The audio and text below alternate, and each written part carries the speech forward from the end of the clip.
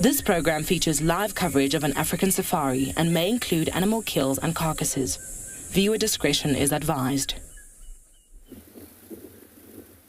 It is actually sunny here on Djuma Game Reserve this morning, and there's a wonderful elephant bull is taking a nice stroll through quarantine. I'm very excited. This is an awesome way to start off the day, so I hope that you are excited too. And though the wind is still here, I think we're going to have a fabulous safari. So jump on board, everyone, for your live safari through the African bush.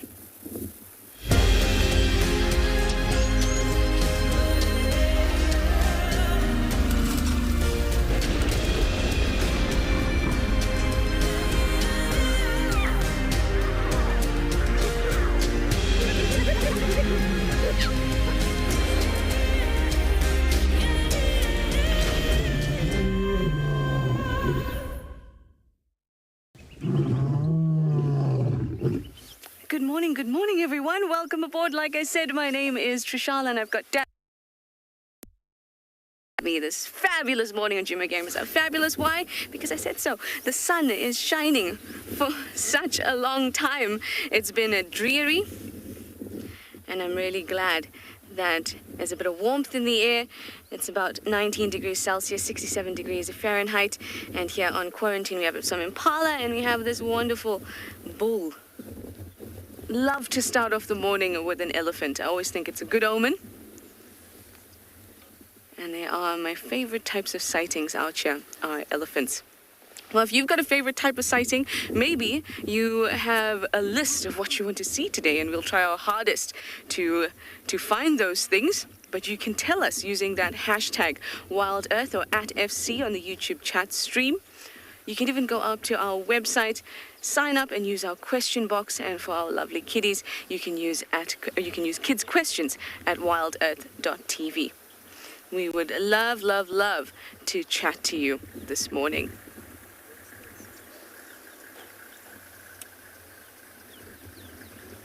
So deliberate, so slow as he chomps on all that wonderful lush vegetation that we have out here. Just a lone bull amongst the silver cluster leaves here. And this area, these plains, are one of the drier areas in camp at the moment, because it's on top of a crest, so everything else is draining out around it. I will tell you that yesterday I got stuck. It was not pleasant, but Tristan didn't come pull me out. That's just a testament to how wet it is out here still, even though we didn't have much rain yesterday and none last night or today. Damien, you'd like to know if they graze all day? They certainly do eat all day to maintain that kind of body size. Remember, this is the largest land mammal in the entire world. So in order to maintain that body size, several tons, a big bull could be up to 6 tons. They've got to constantly eat. And with all this nice green, fresh grass around, that'll be first preference. Actually, I should say second preference, because first preference is to get their trunks on a good bunch of marulas.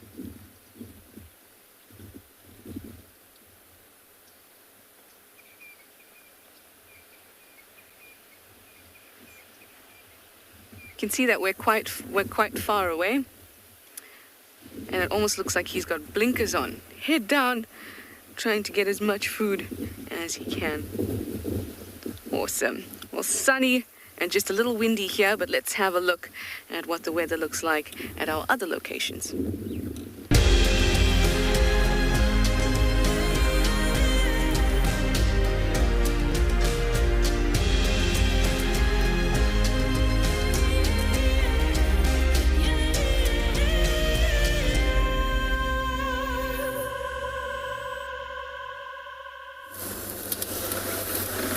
Well, let's hope for some better weather today. It certainly isn't nearly as windy as it was yesterday. While there is a breeze that's blowing, it's not nearly as bad, which is a good thing. Hopefully we're going to have a nice day today. At least we're going to see the sun. My eyes are actually hurting from the fact that the sun is out and it's a bit more bright this morning. Anyway, my name is Tristan. On camera I've got Paul this morning, and we are basically going to be bumbling about to try and find any sign of a spotted cat. So we're going to be looking for any tracks and just try and give us an idea of where everything is. I know a lot of you have been asking about Lalamba and Tingana and Tandi and all the various cats that we see, and it is going to be a frustrating next few weeks in terms of finding these cats.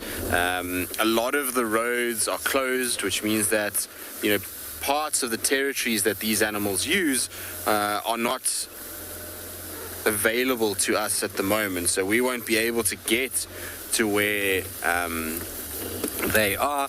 Then with no off-roading, you know, a lot of it is going to be brief glimpses of leopards crossing roads. We know they don't always stay on the roads like lions do. They're a lot more kind of mobile through the thickets. So it's going to be a bit of a frustrating period from a leopard point of view. We're not going to be getting crazy amounts of sightings like we used to, but hopefully we can start to just piece together the sort of puzzle by finding tracks here and there that indicate where all of these leopards are moving around at the moment. With heavy rainfall like we've had and slow changes in the environment, it means that often these leopards will start to utilize different areas. So they'll maybe find that somewhere is just too wet, too soggy, there's not a huge density of prey animals, and so they then start to shift and move a little bit in search of what they need. Also, what we're going to be finding is that the leopards are going to be roaming much bigger distances at the moment, and that's due to the fact that there is an increased dispersal of prey species. In the wintertime, your prey animals are starting to congregate quite heavily around water points. As water dries out and you find that these smaller little pans begin to get less and less, then you find that the prey animals congregate. And so what you need to kind of keep in mind is that now there's water absolutely everywhere as well as food. So all these animals can distribute, and that means that the leopards and lions and various other things are also following and trying to move into different areas. All right. Saying that, we're going to go in search of them and hope that we find some sort of sign. In the meantime, let's send you across to you and to say hello.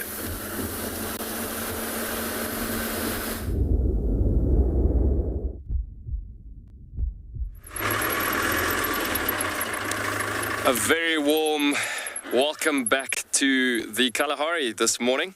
I am Johan, and behind the camera this morning is Morgan. And look at this beautiful giraffe bull that we've just found this morning. And yes, he's so full of scars actually on his back. Actually, you can see the amount of markings on this bull actually at his back actually. And it looks like he's had a pretty rough life, as he's been most probably in a lot of necking displays and fights.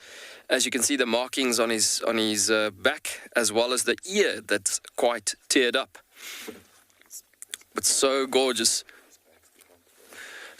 seeing how quite interesting, shall I say rather, to see how these animals go through quite a rough patch of their lives at some points. But interesting to see that back actually. So when giraffes are fighting with each other, it actually gets to a point that they will hit each other on the vital organs rather. As you can see, look at those pretty crazy markings on the back there. But yeah, quite interesting seeing these things happening. But amazing that this guy welcomed us this morning as we just started our safari this morning. Beautiful to see such a tall, dark and handsome bull.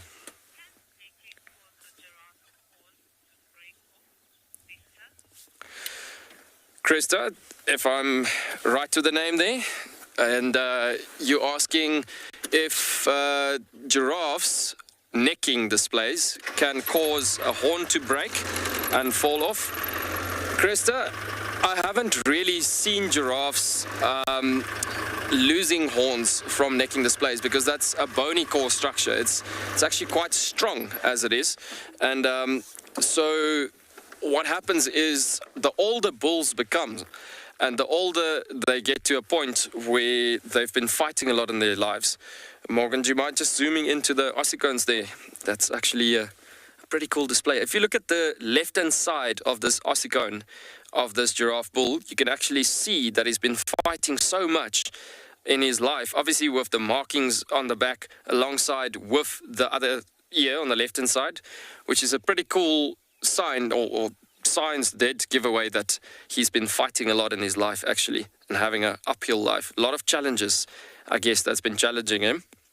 And then on the ossicone is the last display, obviously, that you can see there, where it's been worn down a bit. And this is meaning that this guy is left-hand dominant, which is also explaining why the left-hand ear is possibly torn.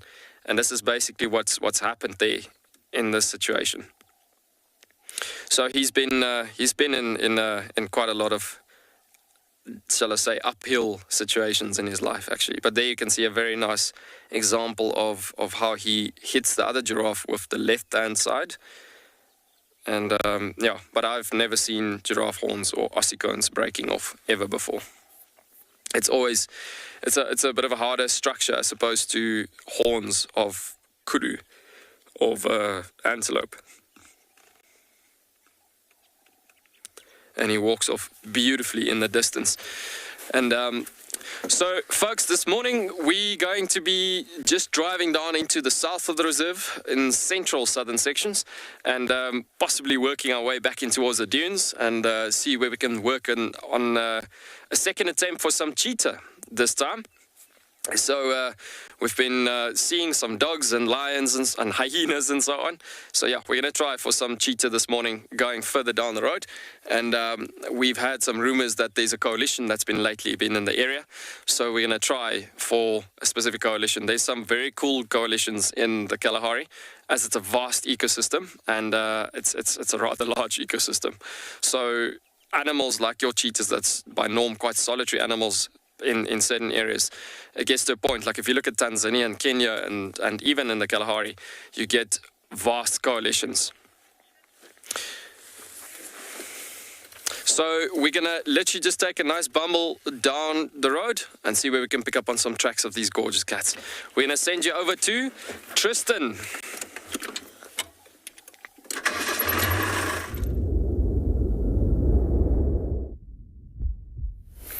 Good luck, Johan. Hopefully you'll find your spotty cat that you're looking for. We've been sidetracked slightly by finding two young Henley bulls that are feasting on the remaining marulas. Not that many marulas left these days. Most of the trees, especially after the wind that we've had in the last little bit, have lost most of their fruit. They're no longer heavily laden like they were 2 weeks ago. Even seeing it kind of when you're driving around now, there's not fruits just lying around under the trees anymore, most of which have been eaten by these guys and various other animals too. I mean, things like kudu and impalas and Ngala and the likes will also have fed on those marula fruits, but these guys are really the biggest culprits. They snack them down pretty fast and eat them quite quickly. I'm actually surprised that we've seen as many ellies as we have, given the conditions. Yesterday there was lots of elephants around. They were pretty much all over the place in the morning. In the afternoon was a little bit quieter for them, but they were still around. And the reason why I say it's surprising that there has been so many ellies is that it's been windy. Now, elephants typically are very much an animal that is sensitive to wind. They don't like being out in the wind. It disturbs their hearing. You can imagine with that big ear that acts almost like a satellite dish, when it's gusting, it really kind of irritates them and makes it difficult for them to pick up what's going on. And so when it's windy, you normally find these guys try and find as thick a bush as possible. Are you going to be full of nonsense, aren't you, today? That's the other thing, is when you find elephants in the wind, is that they're often a lot more hyper than normal. But I was surprised yesterday. I suppose it's probably due to the fact that they're still just trying to utilize this food source before it runs out. So what's forcing them out is coming towards marulas. It's a hugely nutrient beneficial fruit, and so for them it's worth the kind of irritation of the wind to come out and eat them. And the reason why I say they have to come out and eat them is because marulas are typically associated with crests. So you don't really get marulas growing in the seep lines where it's thicker and denser and easier to get out of the wind. Most of the time marulas are up on top of the slope where they're more exposed to the elements. So they do need to leave those sort of sheltered areas when they want to feed off these guys. And I suppose the risk is worth the reward in many respects for an elephant. Unfortunately, as you can see, they're also just coasting away into the dense thickets. And amazing how fast these guys disappear.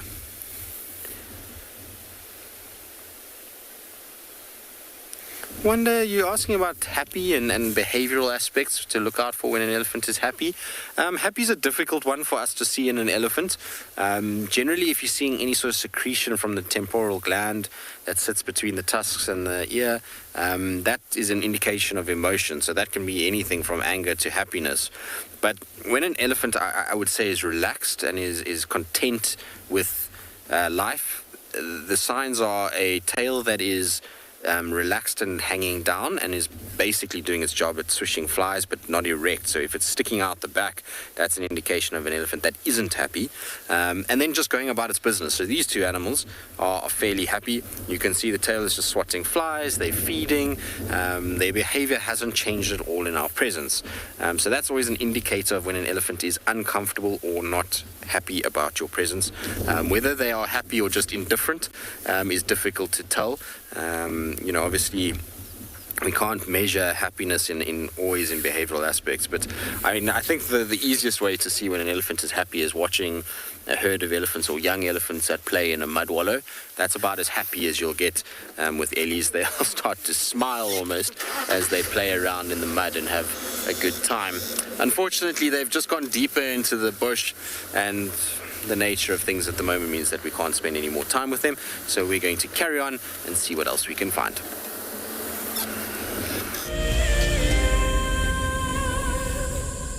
Imagine having your own secluded African bush home where you and your friends can enjoy the ultimate safari experience. If you sign up to be a WildEarth explorer, this could become a reality.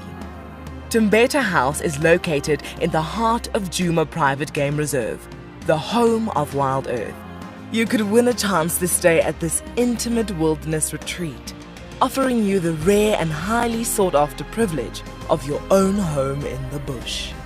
The prize includes 3 nights for 6 people and includes daily game drives, a chance to see the WildEarth camp, and have dinner with one of our guides.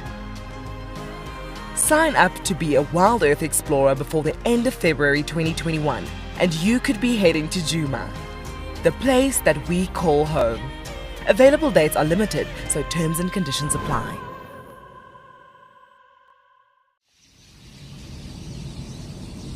We stopped as the dusk was settling and there was a zebra mare underneath the bush. She was lying down. We didn't really know what was happening, and then we saw it. Everybody, there's a zebra giving birth there. There's a zebra giving birth. This is a zebra giving birth. Look at that. Look at that. Oh, you clever mare. Well done. It's born, everyone. It's born and it's alive and it looks fine. This was, of course, an unusual sighting. Normally, herbivores like impala and wildebeest and zebra will give birth during the middle of the day. This is when their predators like lions and hyenas are fast asleep. But as this little foal took its first steps, the dying embers of the day had just gone over the western horizon, and it was just the time that the hyenas and lions were starting to get active and go out foraging. This is why we didn't light up the sighting, of course. It may have compromised the zebra's eyes and at the same time attracted those hyenas and lions to the activity.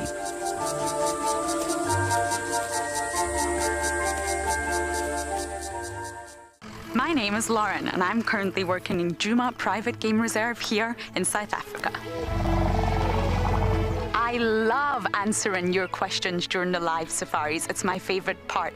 It feels like you're on the vehicle with me and I'm able to teach you exactly what you want to know. If you want to ask a question on WildEarth, then you need to register on our website. Once registered, you must go to the live safari page and ask your question below the live feeds.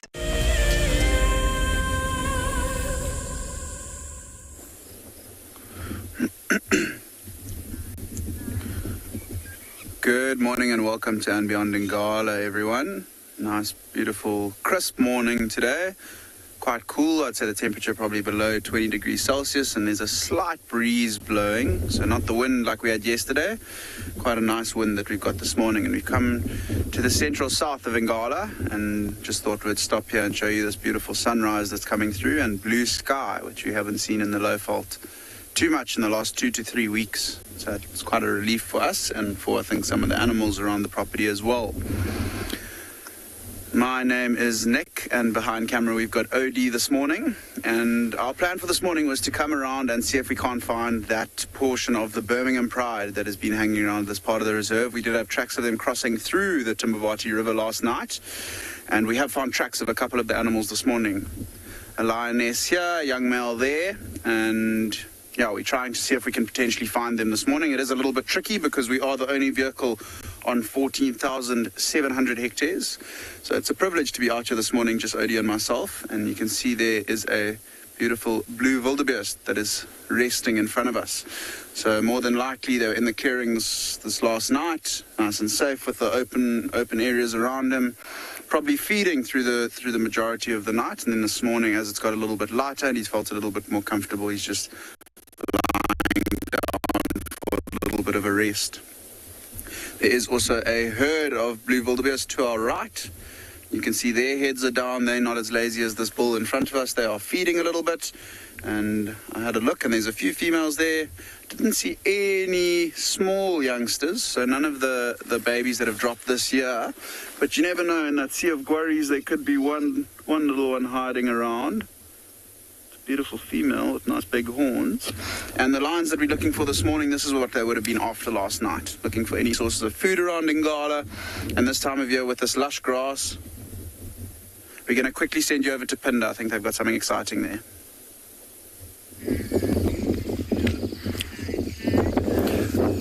Good morning and welcome to andBeyond Phinda. We've got such an exciting scene right out of the lodge. We've got the Tabun course female who's just walking down the main road, and she's spotted these impala that are just to our left here.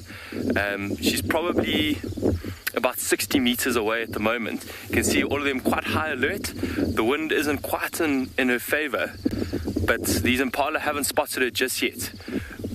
We know that when impala have spotted a predator, they start alarm calling, but you can see all their attention is faced right towards the direction that she's coming from.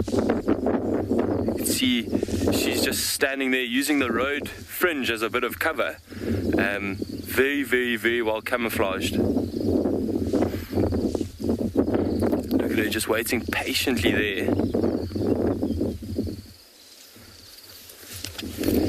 You can see often they will just wait until the impala lose focus again. So you can see she's just using that fringe nicely and a little bit of cover.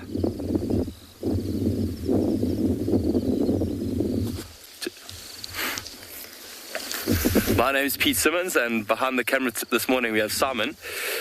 And we've got such a nice, cool morning here at Phinda, and I think that's the reason that this leopard is still so active, and it's really, really, really exciting to find a leopard this early on in the morning. You can see her just waiting patiently there. She's still got her ears flat. Harvey, a big male would be quite a tough work. We have seen her stalking them before, unsuccessfully though. But in this herd here, we've got quite a few young males, which would definitely be on the menu for her. But also, I see some younger impala, which would be the ideal prey for her. You can see some are even lying down in the grass here next to some cover. This one looks like it has a limp, so any of these impala that might be struggling at the back of the herd a little bit, that would be her ideal prey. We can also see there's a lot of cover between where the leopard is and where these impala are, so very, very, very exciting. Hopefully they don't move into the open area. It'll make it a lot more difficult for the leopard to then stalk them.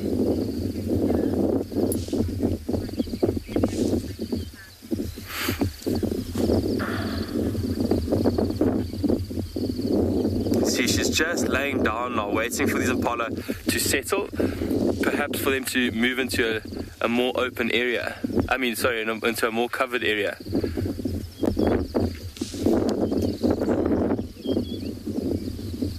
It's amazing. If you had to just drive past here, you could very easily drive past and not see that leopard at all.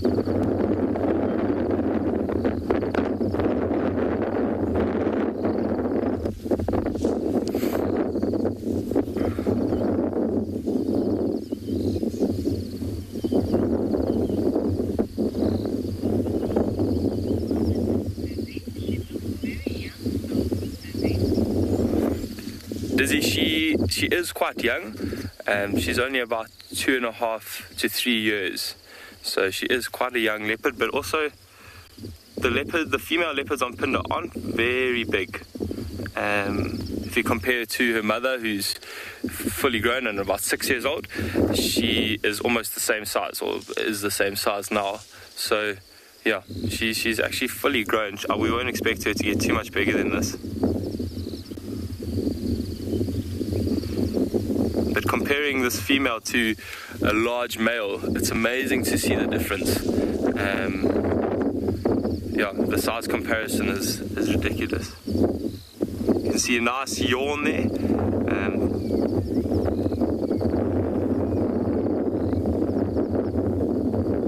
It's amazing. For me, if I was lying there, I don't know if I'd even be able to see the impala, but I'm sure she's got just a little eye kept on them, or at least she knows or can hear them. She might be waiting also for the wind direction to change a little bit, because it's not in her favor at the moment. We know that impala have a great sense of smell, so if they picked up on any scent, they would definitely just run off, especially with a little bit windy. It's a little bit windy this morning. So any scent would make them quite skittish and run off. So she has to be very, very cautious about her movements.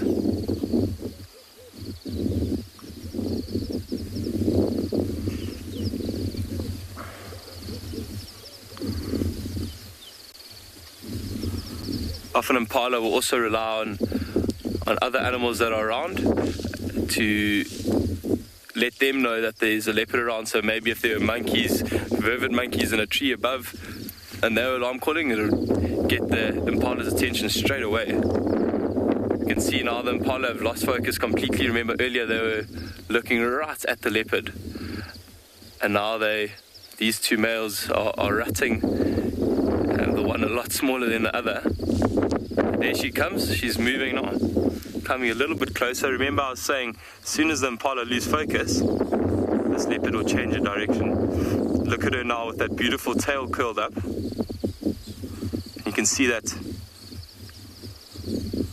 white color.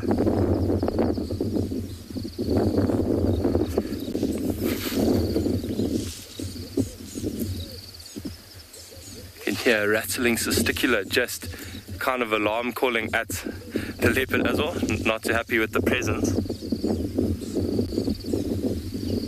Look at her now. I wouldn't be surprised if she maybe cuts in quite soon and use this cover, because if she comes any more forward, I don't know, actually the impala are going to see her, but look, there's that bush there. I wouldn't be surprised maybe if she cuts in there.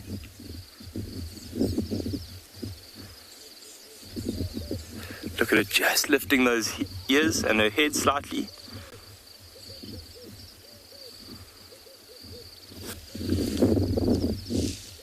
There we go.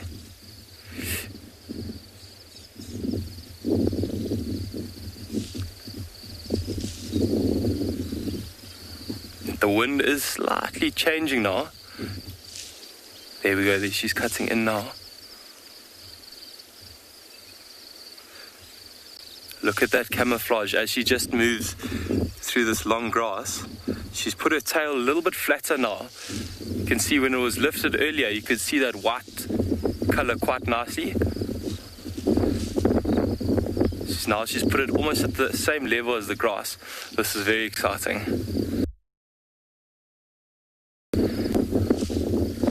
impala are probably only about 30 meters away now. They might have picked up on the scent, but they're still not alarm calling.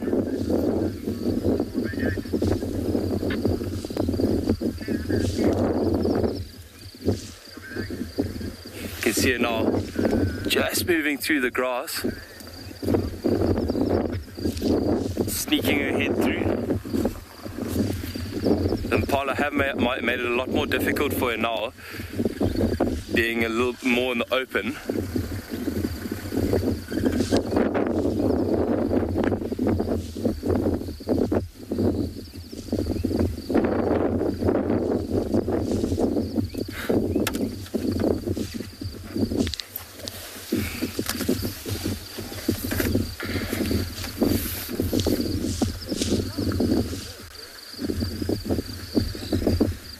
Just gone behind one of the bushes now.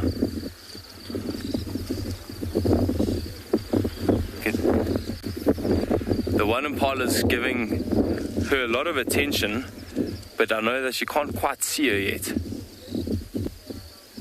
They definitely know that something's around. I'm not too sure.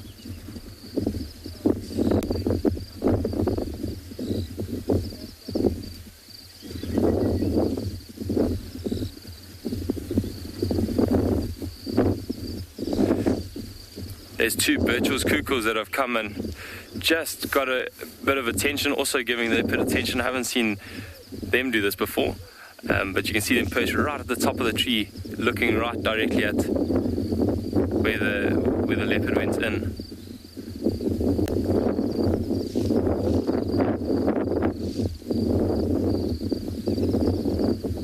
Yeah, quite a brave Birchall's cuckoo. That's exactly where I thought she was. I can still see her. Can you see her there, Simon? So you see that green bush that's coming over? Just below that, she's just moving now. You can see just the spot pattern moving.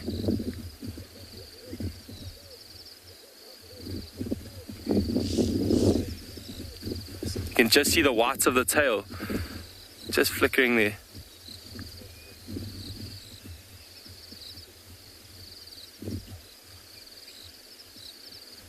And I'm sure as the impala lose a bit of attention and move towards the thicket again, that's when she'll take the opportunity to move once again. She's going to sit here for a little while.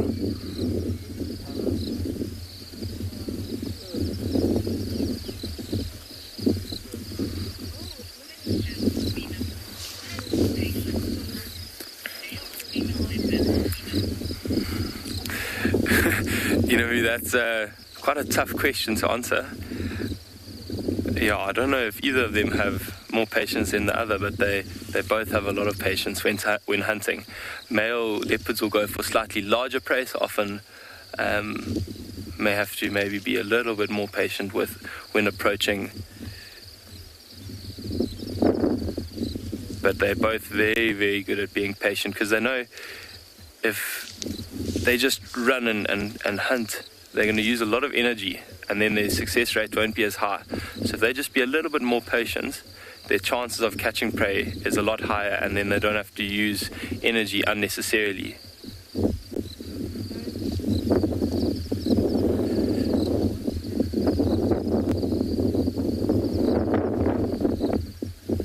See the impala just starting to lose focus again, moving off towards the greener pastures and so these nice grazing open areas. So that's good news for this female.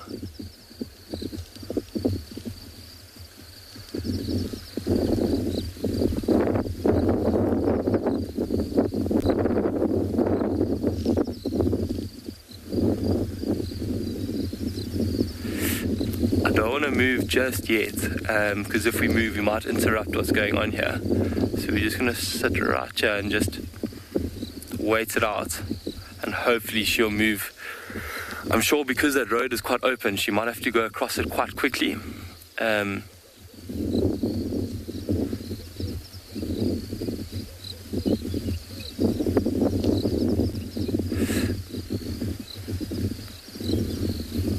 I think she's just waiting because this wind is going kind of diagonally from where she is.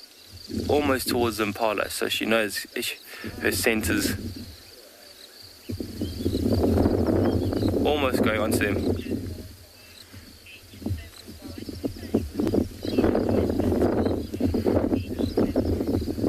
Thanks, Luke. It's a good question. So we can see there's a lot of cover here, and she's put herself right behind one of these thickets. And because of her amazing camouflage, the impala are really struggling to see where she is. They also don't know that she's there yet. They might have picked up on her scent or on the smell of her, but at the moment they can't see her, and that's the reason that they're still just looking around. They know that she might be somewhere, but they definitely can't see her. You can see they're all kind of looking in different directions, most of them in the general direction of where she is.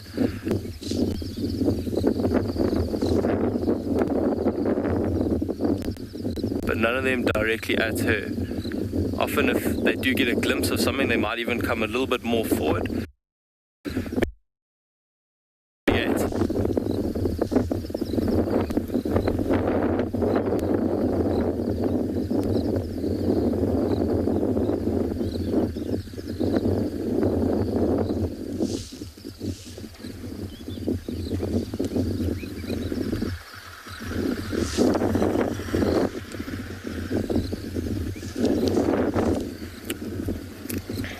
Amazing. Now, Luke, back to you.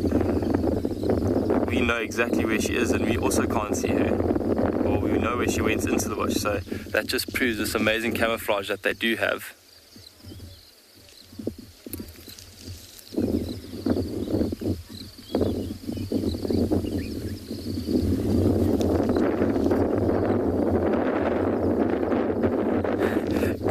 Clown, you're right, it is very intense, and sometimes we just got to be a bit patient, like this leopard is being, and see how this carries out. Very nerve-wracking. See this impala, and it's often the older impala, the more experienced ones that are this alert. You can see the younger ones almost carrying on feeding, not really showing too much attention on what's going on around them, but soon they'll also be learning from the parents and learning, okay, this is what we do when there's a predator around, this is the behavior, this is how we keep an eye out. But with big herds like this, there'll always be one or two that are just keeping an eye out, and that's also one of the reasons that they're such successful breeders.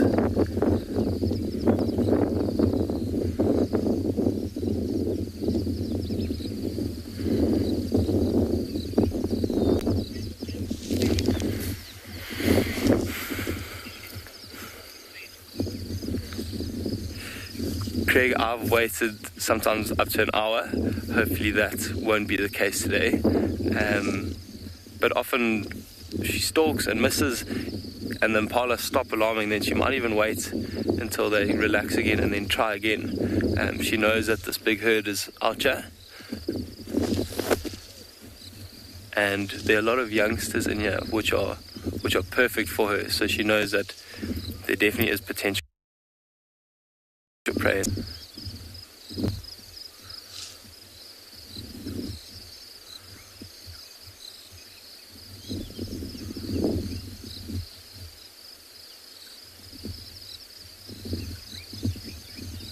So she did exactly what we were thinking, coming off that road, using that cover, and now just waiting inside there. You can hear the beautiful sound of the birch's cuckoo going.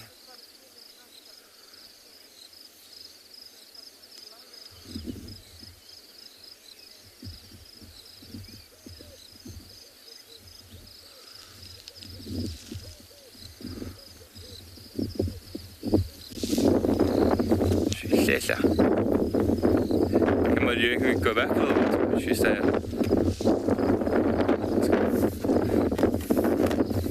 No. Just gonna reverse a little bit. Don't want to frighten these impala or the leopard off. But I just want to see if we could perhaps get a different angle here. Okay, Simon spotted it. sneaking ahead through there. Well done, Simon. It's amazing, just putting her ears poking through.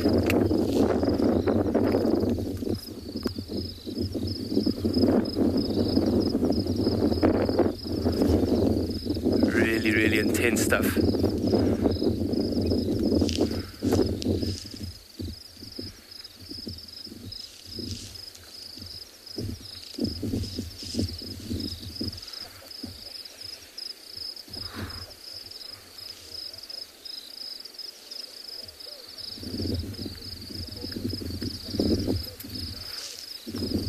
She's just trying to do all the calculations in her head right now, looking for the next cover, looking for her best approach. With the wind going in the direction that it is, unfortunately the cover is above her where the wind's coming from. So she may have to just be patient until they move slightly further into the thicket.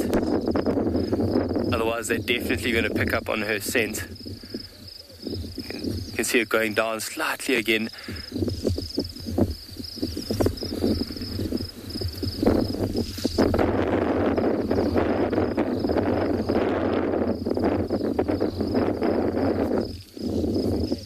Yeah. Reverse a little bit more. Okay, sure. I'm just going to re-angle so that Simon also has a slightly better angle.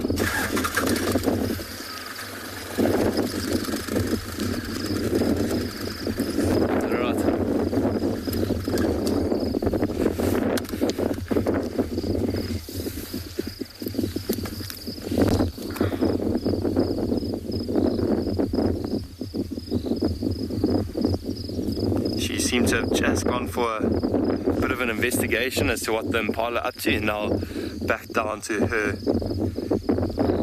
being very patient once again.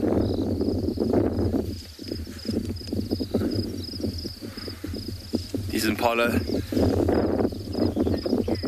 seem to have just taken easy. Cat, they are about the same speed actually. The impala are really, really quick, and maybe even slightly faster, because this leopard knows at full pace these impala have a better chance of getting away. So that's why she has to use this stalking method, where she gets as close as she can, and her initial burst of speed is faster than the top speed of an impala, but she won't be able to keep that up for very long. So acceleration is really, really good. But her endurance is not quite there compared to the impala.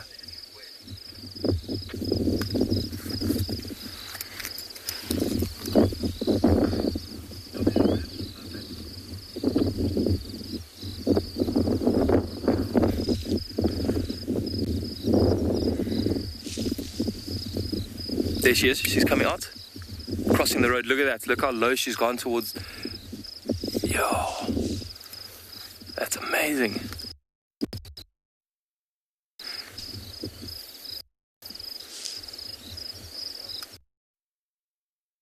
Look at this.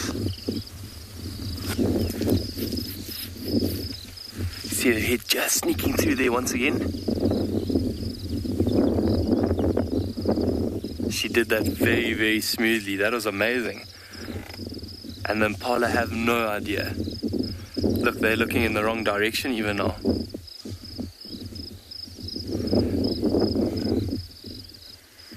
So she's closing the gap quite nicely now, probably down to about 20 meters. And it looks like she's found a little gully there, or a little runoff from the road, which would make a great vantage point for her to slip away and be so camouflaged. Now we're going to have to just be patient as she moves through the slightly deeper section there, which will not only mask her scent or kind of cover her scent, but also give her great cover and camouflage.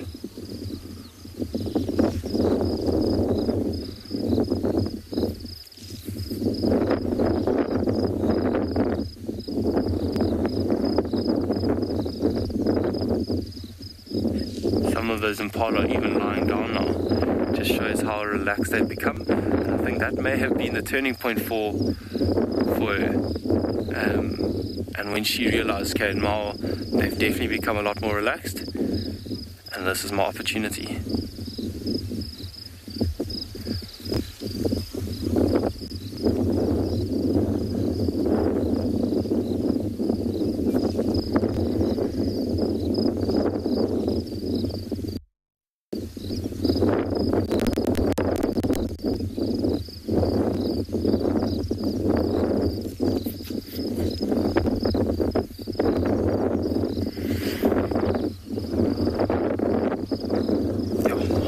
As she gets a little bit closer, I'd love to even just get a sneak peek of, there she is, you see just to the right of that. Oh, I think she's been spotted.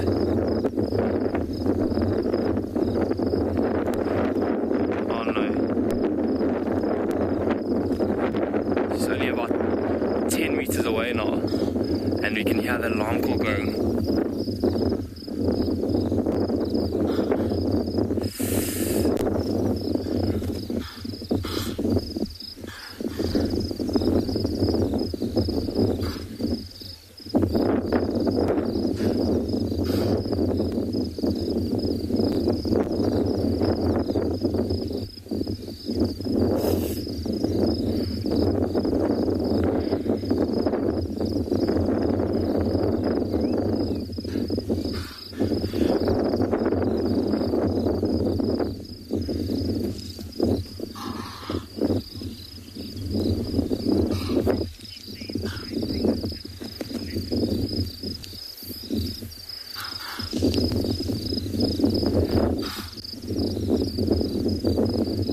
Even though we've spoken about her acceleration, this 10-meter gap is not quite enough for her to close it. She may just sit there now and wait until they stop alarming, in the hope that they have only smelt her and not really seen her. But I think they've seen her. You can see her slowly slouching down into that long grass again, putting her ears flat, head flat down.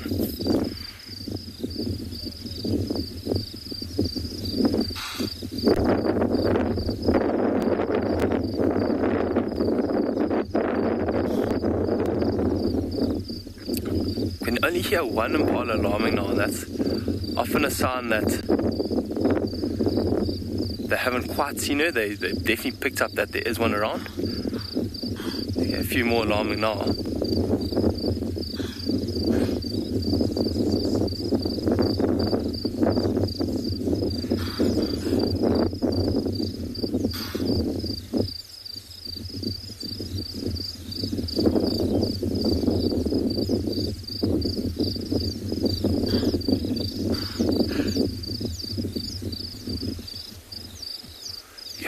This is so tense.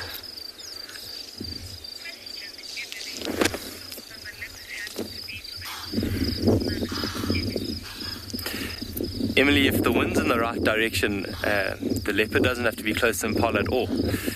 Often, when they're close like this, obviously the scent will be a lot stronger.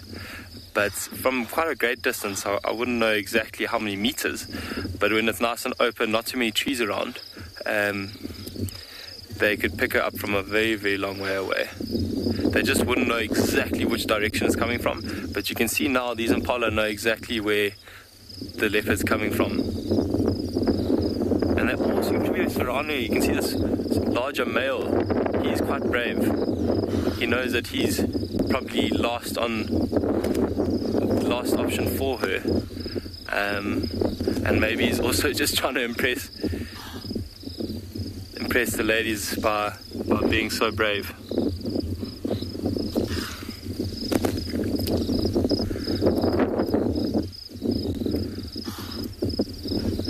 To me, it looks like those impala are almost looking over her, looking above, thinking that she's a little bit further than she is.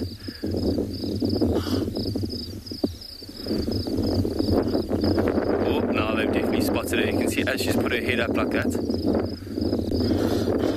See the leopards. There we go.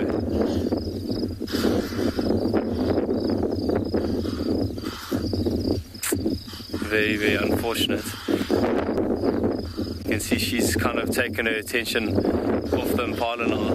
Just looking into the distance, knows that her cover's blown.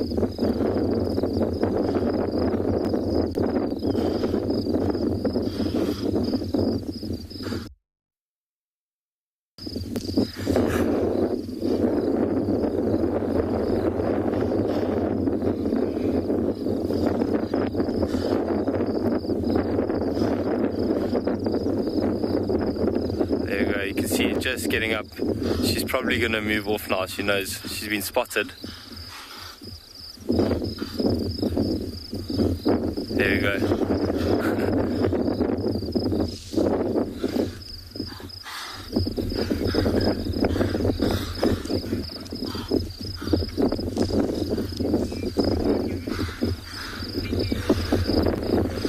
It's very unfortunate that she didn't get lucky this time, but I'm sure it won't be the last time that she will be trying for the day. But what an exciting start for the morning. Really, really, really intense. And thanks for sticking it out with us.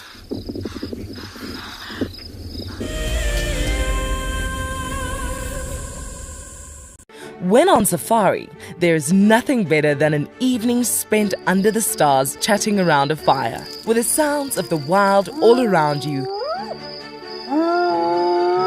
If you sign up to be a WildEarth explorer, you can build your own memories by joining our guides for regular fireside chats. Subscription payments can be made by PayPal, credit card, and now bank transfer. WildEarth Explorers, it's in your nature.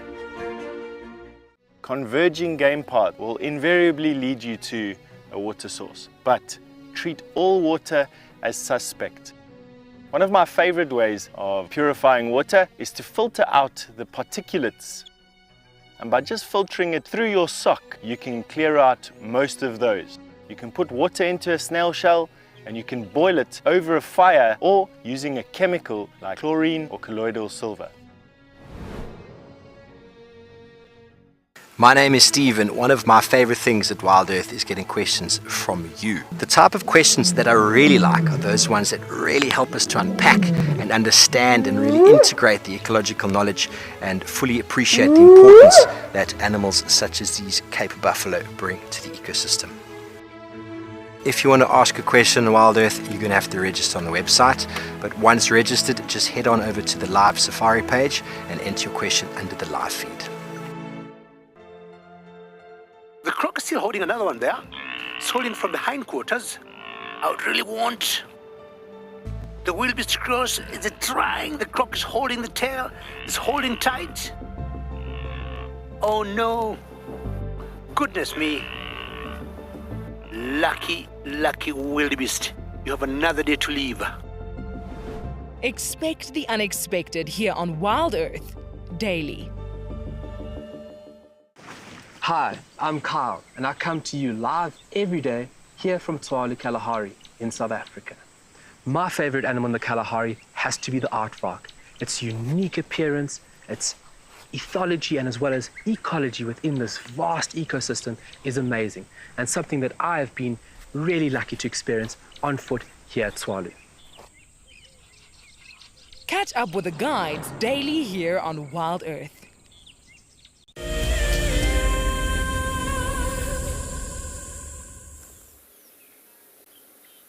It's so difficult to get this bird on camera sometimes. It is a paradise wider, a long-tailed paradise wider. And they're so, so beautiful. And this one is on a black monkey thorn. Or Senegalia burkemia. Or burkii. There we go. Just having a bit of a morning cleanup.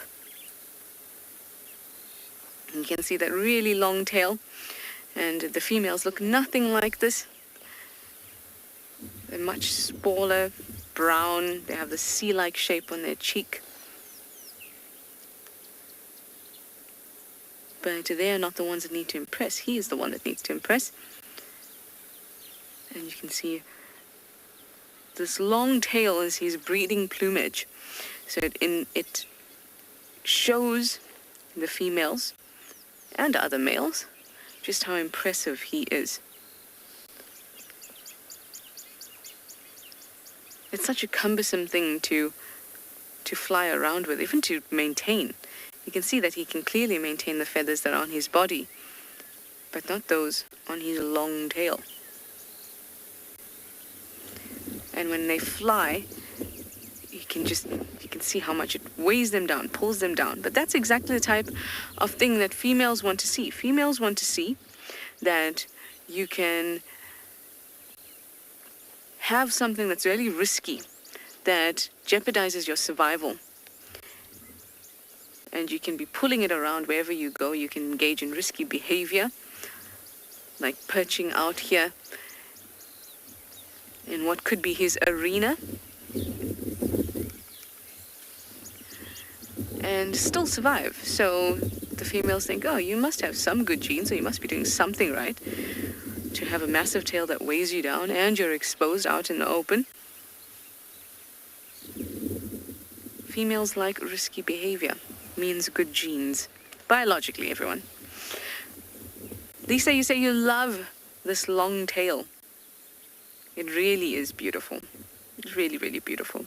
There's not much natural variation in the length of the tail between males, but males will use the tail to, size each other up.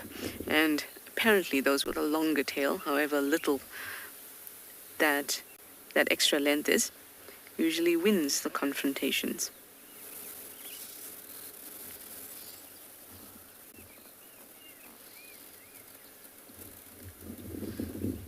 It's not in any way trying to hide, trying to protect itself.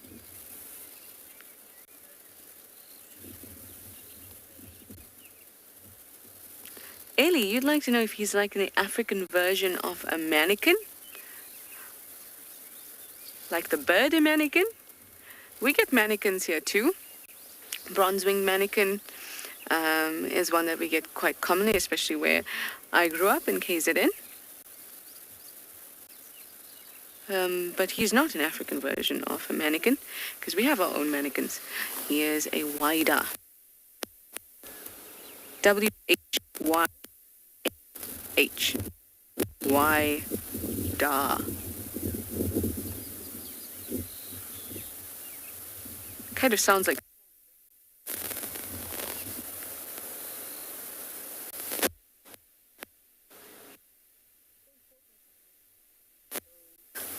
all the flight machinery in good condition, because being a bird,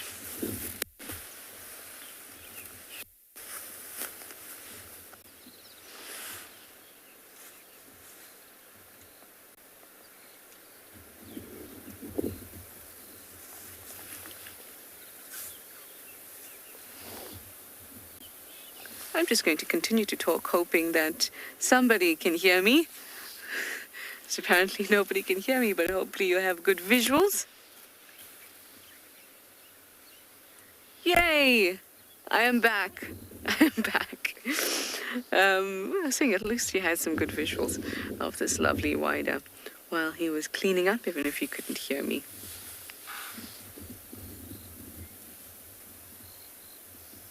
Did you hear that? Lion. Is that a lion? And did you hear that? Those were alarm calls, everyone. Yep, we've got a lion. You see him on the road. He's on the road just there.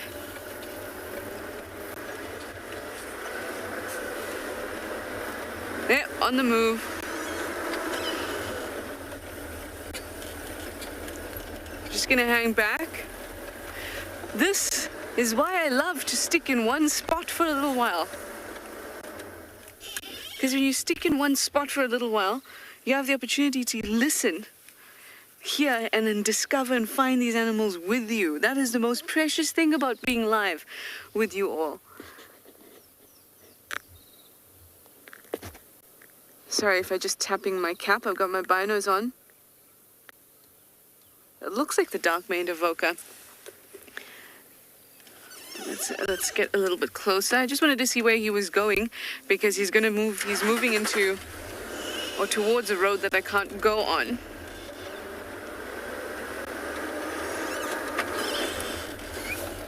Wasn't that fun? Don't you love it? I love it. I love it. When we're just sitting there enjoying a nice scene, alarm calls, bam, bam, bam, bam. And then we find a lion together.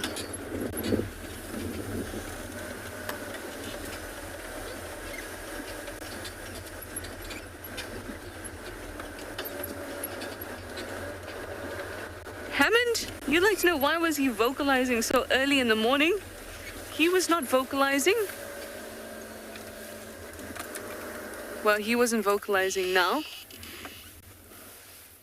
It were the impalas that were alarm calling at him. He was not the one that was vocalizing. If you're asking why he was vocalizing earlier this morning, if it was him, it could possibly have been him that was vocalizing when we were doing our checks.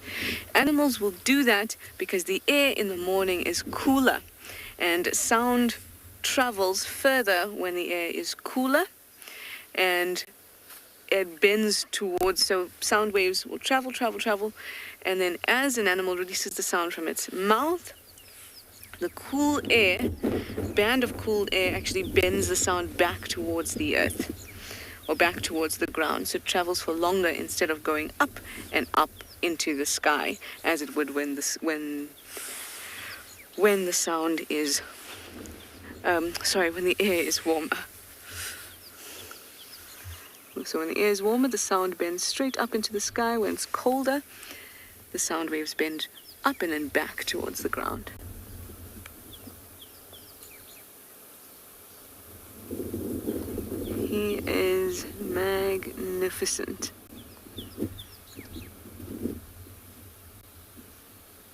Really magnificent. It's been such a long time since I've seen the avoca males, actually.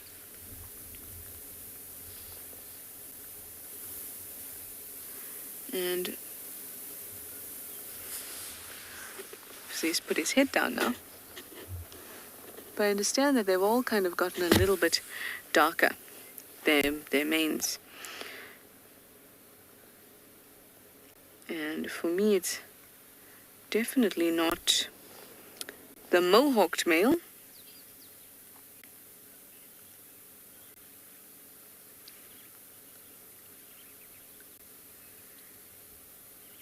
I'm trying to see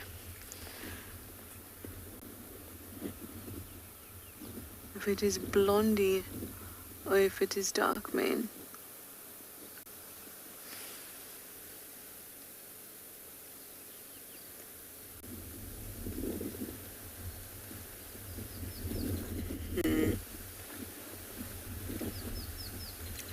I have to spend a little bit more time and watch, but it's definitely not the mohawked male.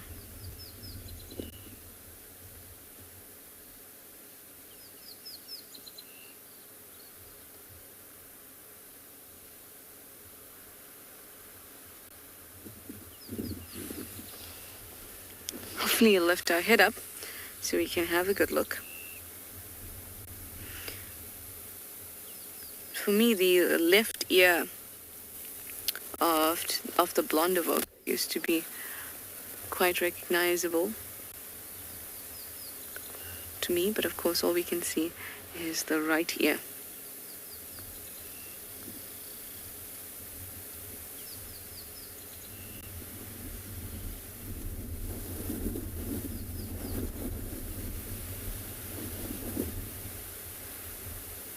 Dark mane also has a brown spot, if I remember correctly, in his left eye, which is a great point of ID, because that is very, very unlikely to change as he grows.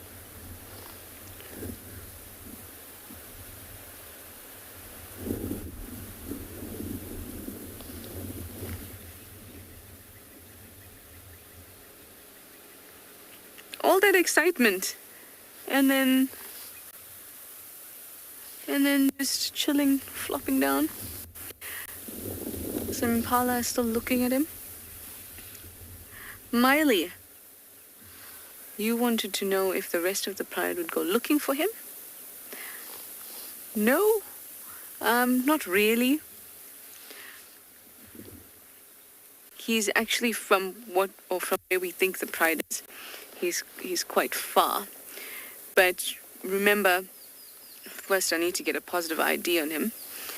And if you have seen him face on, anything like that, while I've been busy driving, please let me know. But it's unlikely that the pride will go and look for him. He's more likely to go and search for them. But just because they're not close by doesn't mean that they're not part of the same, not part or not together, or that they've forgotten about each other or anything like that. And also, Miley, remember that his priority is not the pride, but his coalition. And the coalition is the group of males that basically have I was about to say ownership over a certain pride, but doesn't really work like that. Mating rights, shall we say, over a certain pride. So his coalition with his brothers. Hello. Yeah, his coalition is with his brothers, and the pride would be the Telematis or the Inkahumas that he, shall we say, services. I had another question, but I can't remember the viewer's name. I'm sure FC will help me. It was about how old they are, or something like that.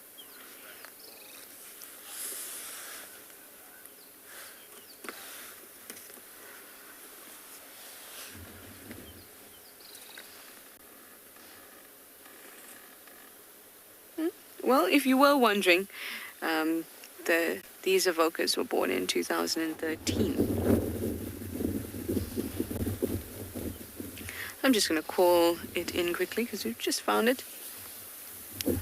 Stations have located one evoker male on Philemon's cut line.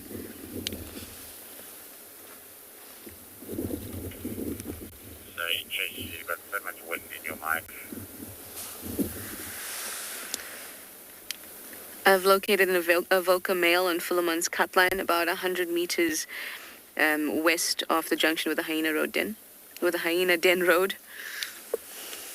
The Hyena Road Den. There we go. Well done, Trishala. So he's flopped down now.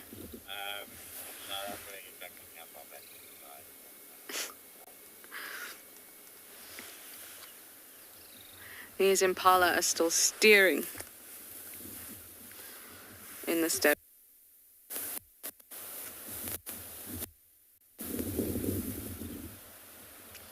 But this evoker is not interested in it one bit.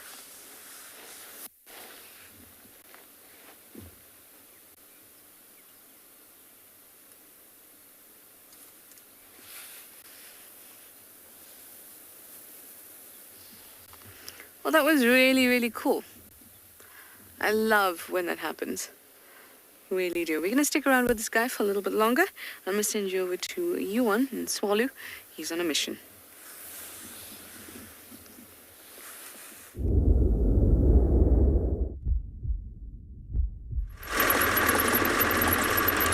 Hey guys, welcome back to Tswalu.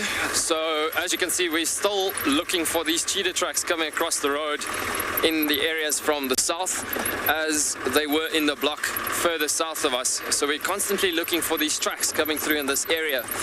And so what we are going to do is, the thing is, cheetahs, when they move in the early morning, they move until it gets warm. And believe it or not, it's really getting to a stage now where it's starting to warm up in the Kalahari. So what we're going to be doing is we're slowly just going to complete this area and mission up towards the north again. See if we can get some more tracks coming furthermore out of this area. And So then we actually seeing, as you can see, the grasses are quite tall and thick in this area as well. So if they've gone lying down, coming back to the heat factor thing, then we're going to battle actually to see them. So, but we're going to continue looking on our way, but we've already got a plan B. We're going to go and try, see if we can go through to maybe either the Rockstar or the Khosa group of meerkats, maybe. So we are battling with these cheetah tracks a bit for now, but yeah, it's not a train smash.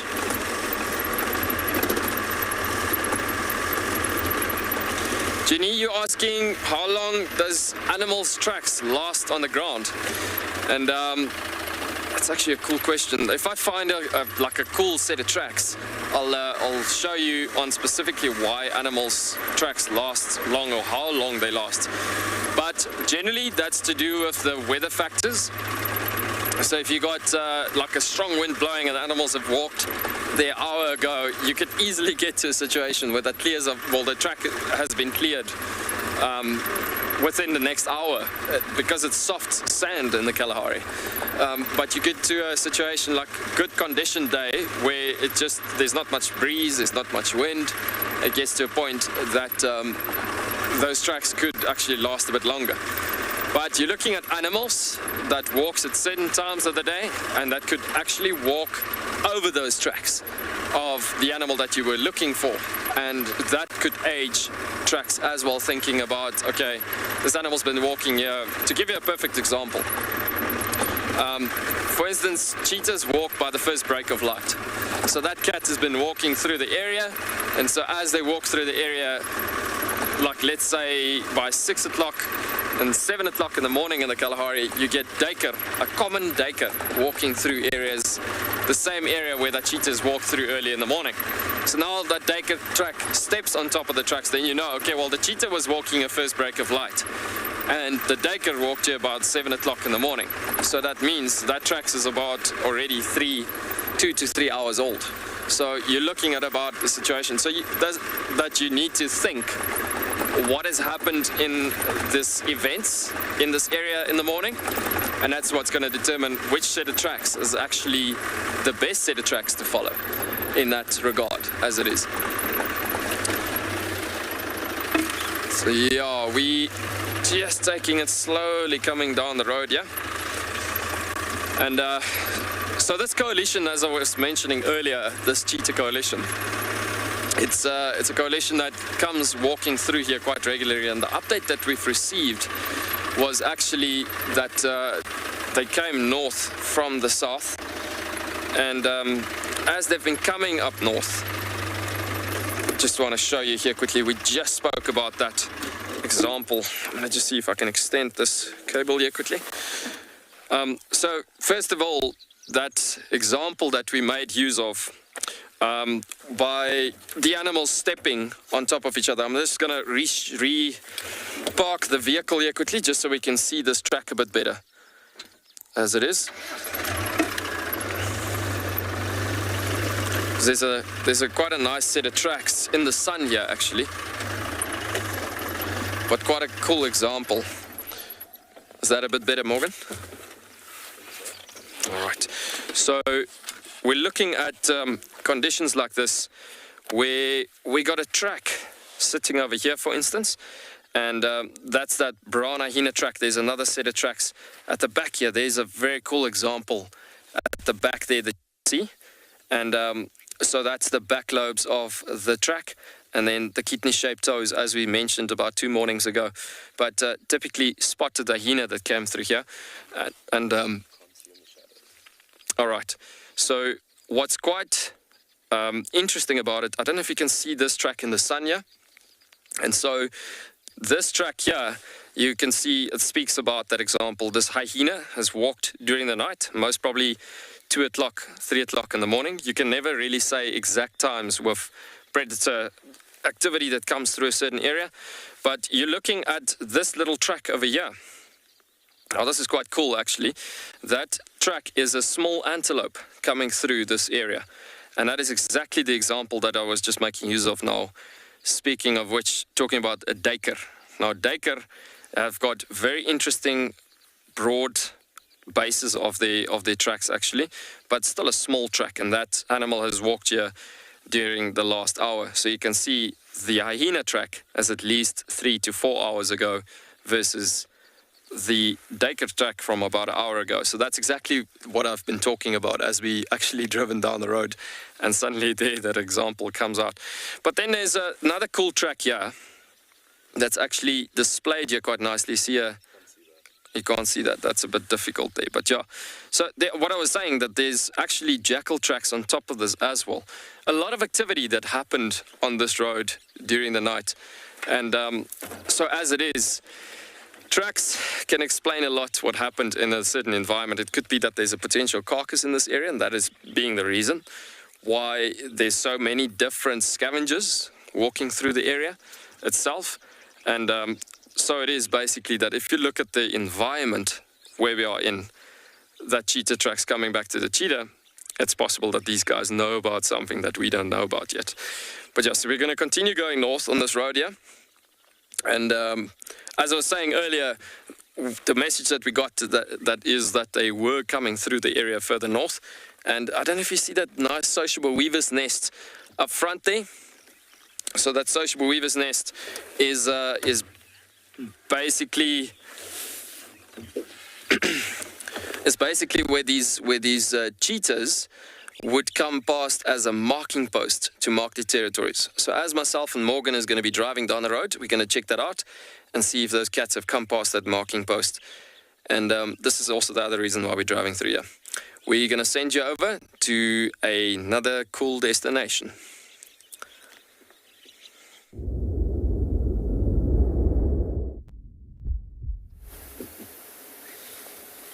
Some cheetah would be great. In fact, a leopard would be great. If Johan can find the cheetah, we get a leopard, and then we'll have all three of the spectacular big cats on the show today. That would be awesome, wouldn't it? Our Avoca, I don't think, is too charmed with my idea. Oh, look at your mane blowing in the wind.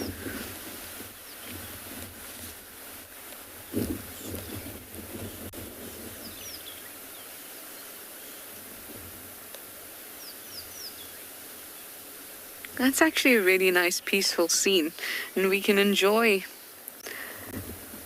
the sounds. There's lots of birds chirping. I can hear rattling testiculars. You can see the grass swaying in the wind. Everything's very gentle, very peaceful. Let's enjoy. Oh! And then the wind said, "No, I am a force to be reckoned with."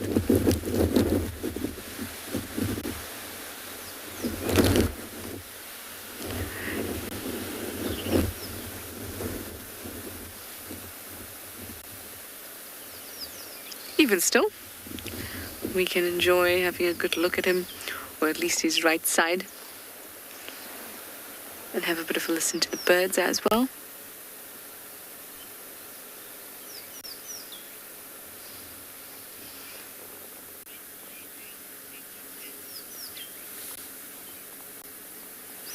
Prepaid, you say a male lion doing what they do best.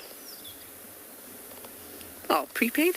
I should have said that very, very much quieter, because this male lion, yes, well, they do nap a lot, and 18 to 20 hours a day. Animals or lions will spend just chilling, but they're not exactly sleeping or not exactly napping. They're just kind of resting. So if something had to come past now, it's not as if he's asleep. He's just taking it easy. And remember, when you're an apex predator, there's no need to constantly exert yourself. So it's not a fault of theirs, put it that way. It's just a result of being the kingpin in terms of an apex predator. And it's all about conserving energy. It's all about path of least resistance. And for them, the path of least resistance is, I'm going to hunt in the cooler hours of the day, and right now, I don't need to do anything.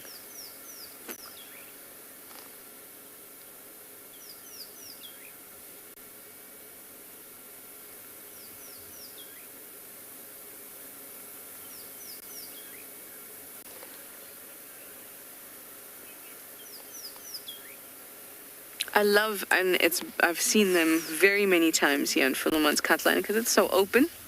And that's exactly what we need now, in a time when we can't off-road. That's just perfect. So I'm glad to spend these moments with you.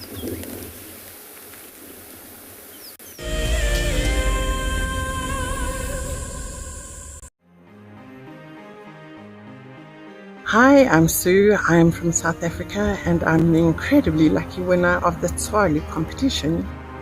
Tswalu has so much to offer, but we're really looking forward to the game viewing options, as going out with a personal guide who has so much knowledge will just be exceptional.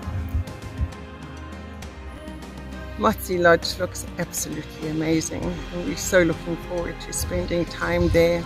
It really is out of this world. I only registered as an explorer towards the end of January, so when the email arrived stating that I was the winner, it took me totally by surprise. I'd just like to thank WildEarth and Tswalu for this most incredible prize. It really is a dream come true. WildEarth Explorers, it's in your nature. Being a safari driver requires some serious multitasking ability. You've got to be able to talk, look at the road, steer, and occasionally get the vehicle into the right gear. Do not crash into any trees. Oh, that's a dozy. Just jump into the car and hope for the best, and you'll see where it takes you. No, I'm just kidding. I'm surprised they're moving as fast as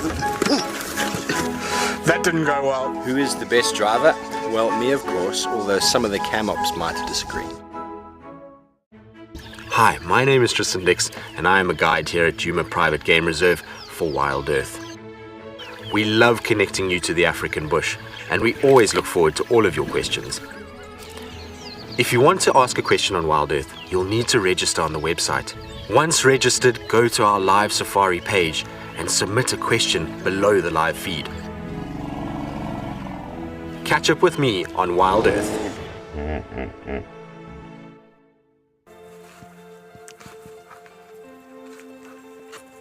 Hello, Mama. Just checking us out, everybody. There's no aggression here. Very relaxed. A herd of elephants moving around your car like that is truly, truly magical. Tune into WildEarth every single day. It's in your nature.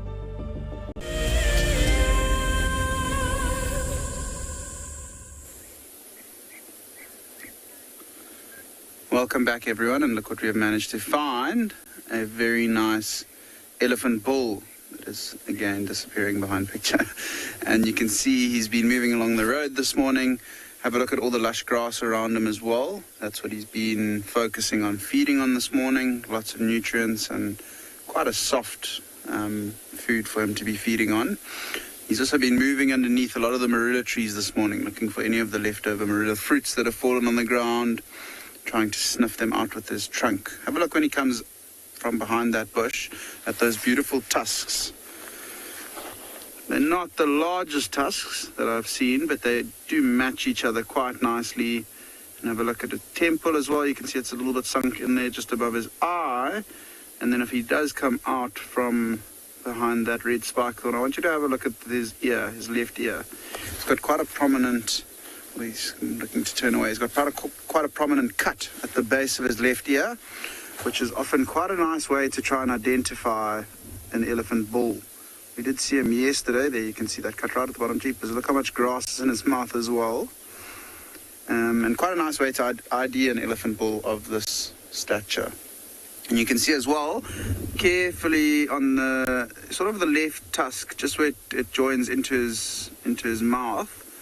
Looks like he's got a bit of bark or leaves there, so maybe he's been trying to strip some bark this morning to feed on as well. And he's quite calmly moving around this morning. From his size and from those features that I pointed out, the cuts in his ears, the sunken temples, I think that maybe he is, oh, he's coming back into picture, maybe about 30 years old, just over 30 years old. It's amazing he's probably about 70 meters away from us now, and you can hear nothing when he moves around. Just see that big shape, and occasionally see a bit of grass falling out of his mouth. You can imagine, look what he's doing there as well. That looks like a bit of a forb or a weed.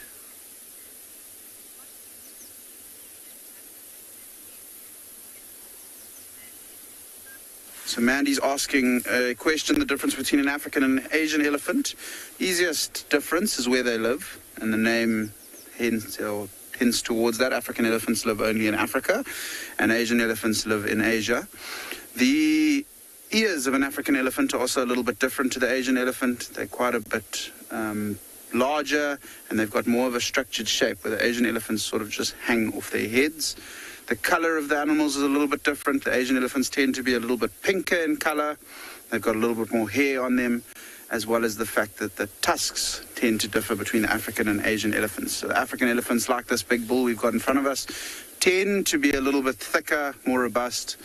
And the Asian elephants do have tusks that grow to quite long lengths, but they tend to be thinner and most times tend to grow straight down towards the ground. And then the last difference being the size. African elephants tend to be quite a bit larger than Asian elephants, especially a bull like this.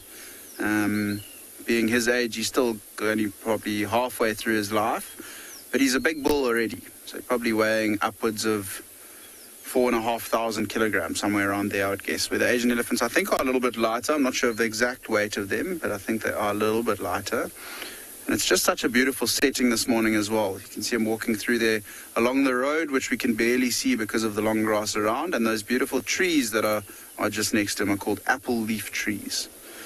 Don't tend to see them feeding on them too much. I don't think they taste very good. The leaves are quite crunchy, and at this time of year with all the grass around, that's where they tend to be focusing their feeding on. I think what we're going to do is we're just going to drive forward a little bit, get to about where those trees are, and then we'll stop and turn off. We don't want to be driving too close to him, especially with this nice camera we've got behind us. We can keep a bit of distance, and that allows him to just act or behave as naturally as possible, or as he would. We have also been hearing, or as we stopped with this elephant bull, there was a herd, or I think it's a herd of elephants that we heard trumpeting, sort of towards our southeastern direction from here, and I wonder what they're trumpeting at. Could be anything. Could be the pride of lions that we're looking for that we haven't managed to find this morning, or it could be an elephant bull like this. Maybe he's come into must, which is meaning that he's coming into his breeding state, and when that happens, the female elephants tend to not enjoy spending too much time with those bulls around, because they do become quite pushy and can often chase the little ones around, which the females don't like. So that could be a reason. He did take note of that, the trumpeting herd, but because he's not in that state of must, he is not looking to breed with any females, he's not too interested in joining the herd. A bull like this will enjoy a lot of time on his own, moving around. There's no pressure to move big distances or to move away from anything, and look at that. What a stunning sight, seeing him put his trunk right up into that jackalberry and pull some branches down. I have seen a few of the jackalberry fruit starting to come out.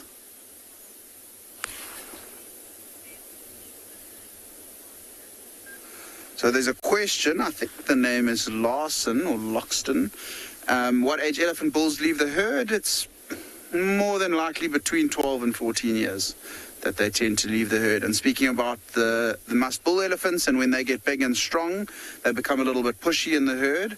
That's one of the reasons those young bulls tend to leave at that age. By 12, 14, they're starting to get a little bit of testosterone, and they tend to become a bit of a bully in the herd, and they can push the little ones around. And between choosing to leave on their own, because it's time for them to move away from the herd and start looking for other bulls to learn from and move around with, as well as the fact that sometimes the females, especially the older females, might end up chasing those young ones away when they do start to become a little bit obstreperous and bully the little ones around. You can imagine for the moms with those tiny little babies that I'm sure you've seen on WildEarth, they don't like it when the bigger elephants come too close to those little ones, because they can push them around and actually end up hurting them quite significantly. This elephant bull is heading into a very dense area in front, but it is one of my favorite areas on Ingala. It's a really, really pretty area.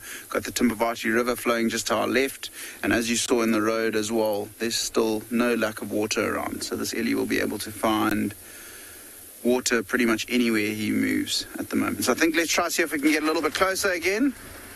Just slowly edge forward towards him. You can see also on the road, I don't know if you saw that little piece of grass, but you can imagine with the grass that he's pulling out with his trunk, there's often a little bit of soil left on it, and they don't want to eat the soil, as you can imagine. Another little piece there. So often you'll see little pieces of grass that have been chewed on, and then that bit of the roots with the soil and gets dropped off and left behind. And I heard Juan speaking about tracking cheetah and the tracks of cheetahs. Elephants you can follow with tracks and many different signs as well. The leftover food, grasses, branches being one of them.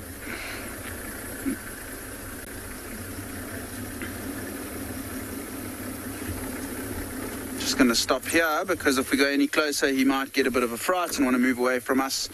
Don't know if you saw on his face as well when we're driving towards him, occasionally just turns his head to the side. Look how he takes that step to the right now. Not too worried about us, but believe it or not, that's how he's keeping an eye on us and making sure that he knows exactly where we are and then we're not getting too close to him, not getting into his space too much.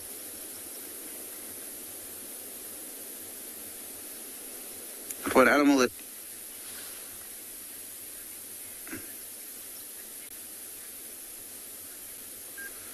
So Sonia, you're asking about an elephant stampede. I've seen it happen quite often in vehicles, when I've been in a car, mainly from elephant bulls that are in must, that end up chasing the herds because they do pursue them quite consistently. And the other day I was with Dan, actually, who was on before me. I'm sure you know Dan. And we were on a walk, and we're trying to get a nice view of an elephant bull on foot. Well, he's hiding in the spike thorns now. And from nowhere, a whole herd came stampeding past us. Luckily, we were hidden and downwind, so they didn't pick up on us being there. But it is quite a sight to hear, or hear and see. And speaking about how quietly they are when the elephant herd does stampede like that, they are very loud. You'll hear crashing of trees and bushes, big feet thumping on the ground, and often when they do stampede like that, you'll hear them trumpeting as well. So it's a very big noise that you hear crashing through the bush when that does happen.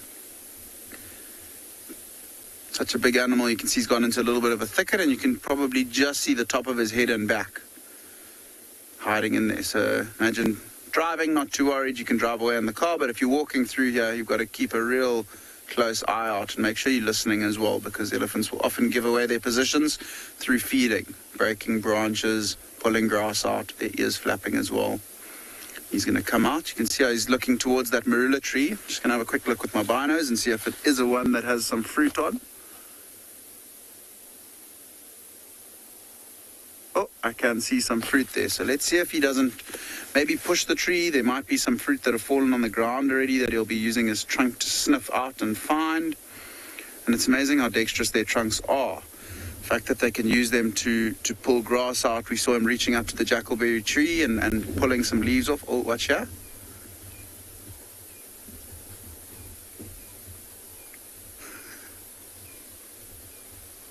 Always lovely to see an elephant bull trying to push a marula and knock some of the fruits down.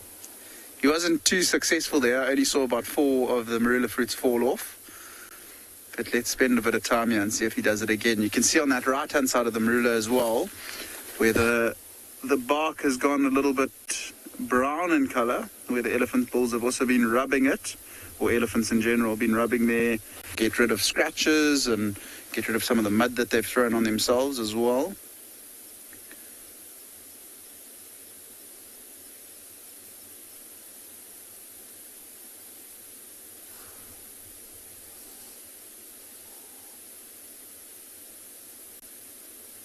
Back on that, just amazing how you can pick up just one fruit at a time in the trunk. They've almost got 2 finger-like structures on their trunk.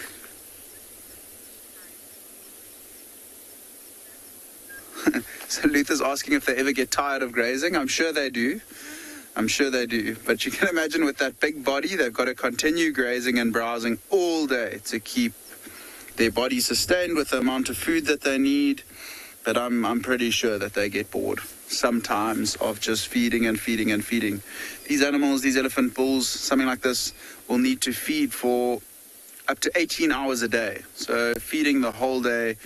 The difference with them is that they don't have to look too hard for their food. There's so much around, especially at the moment, that they can just walk big distances, or not even such big distances, but move around, and there's lots of food around. So I'm guessing, we don't know, we can't ask him a question, but I'm guessing that he might get a little bit bored of grazing, but he just needs to continuously feed to make sure that his body is receiving enough nutrients and food on a daily basis.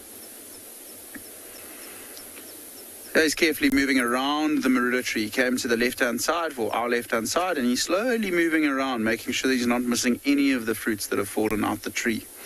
They also tend to ripen a little bit once they have fallen from the tree, and they get a little bit juicier and taste a little bit better. The green ones that he tends to knock out of the tree, they sometimes might be a little bit harder, but I'm sure it doesn't worry him too much. Also, through him eating marula fruits, it will help the fruits and the seeds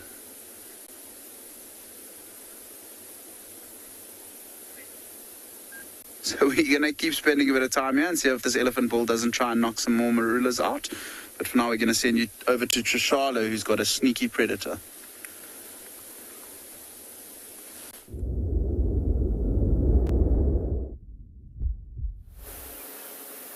We are back with our male lion. I say back because we have Shloni on camera with me now. Darren has swapped out. There's a little bit of a hazy thumb there. And now Shloni is going to enjoy this Avoca male. We managed to see very clearly his left eye with the brown spot in it, so we know 100% it is dark mane. And when we get to see the eye again, we'll show it to you. It's such a very, very distinct point of identification. And the tracks of the rest of the pride were found around Cheetah Cutline, Drakensberg, Leadwood area. So that's basically south and very much east of where we are now. Because remember, we were chatting about it. We had a question about whether the pride would come and find him. And we know that Darkmane spends the majority of the time with the Telematis. But the tracks up that end, Tristan's been down up that end, look like two Avocas had been chasing the pride, or had been amongst the pride, following them. And if our Darkmane is here, perhaps Blondie and Mohawked male have been with the Telematis, which would be interesting. Really interesting. I really got to understand the lion dynamics here again, because it's been quite a change recently. I did not get your name, viewer, but don't worry, FC is going to send it to me again. And, excuse me, I hardly got the question, but FC will help us so that we can chat about whatever it was about the lion.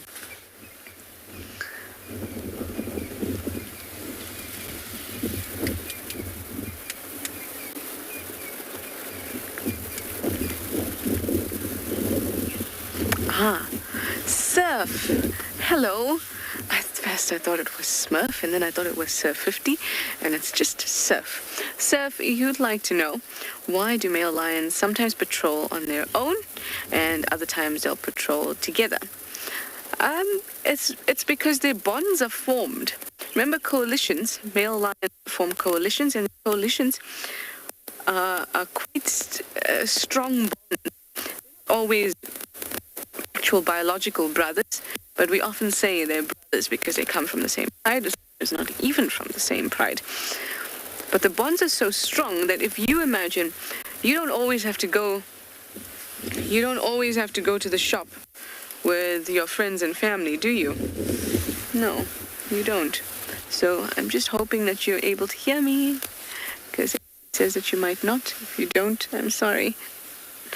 But all good, yay. Yeah, if you imagine you have strong bonds with your family, you don't always need to go to the shop in their company.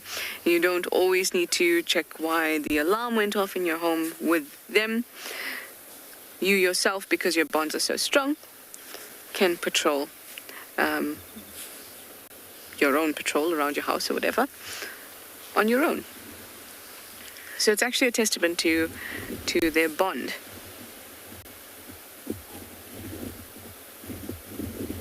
And also being a coalition, they know each other's scent, And if they smell their own kind, one of the other evokers, if the dark mane smells one of the other evokers, and in the territory that he knows they occupy, then there's no problem.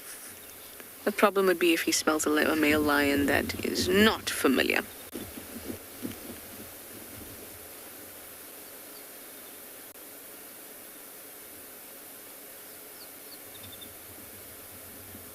The grass around him is so green.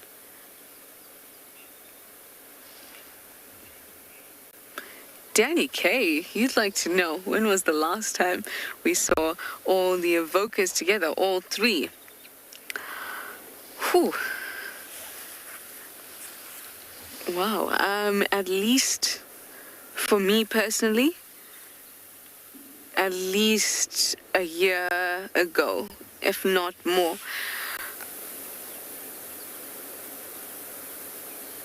Maybe even more. The one that comes to mind was a waterbuck kill that they had quite a while ago. I can't remember the date of that waterbuck kill, but it was in the east. I remember it was in the east, and it was only the brothers that were left, and the rest of the pride had moved off.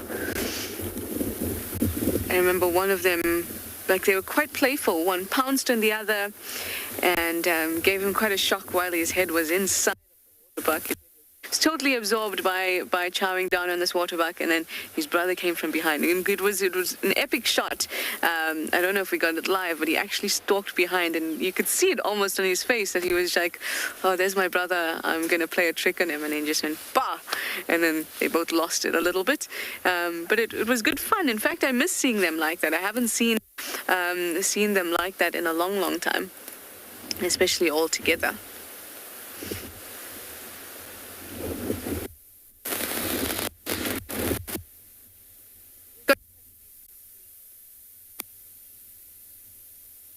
Okay, and mohawked together, and then Darkman was always with the Telemates.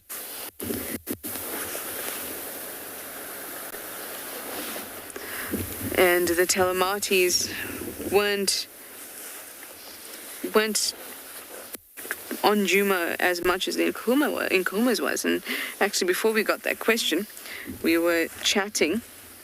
Oh, I was saying to you how I need to refamiliarize myself with the line dynamics. Sorry, guys, I think I'm having audio issues.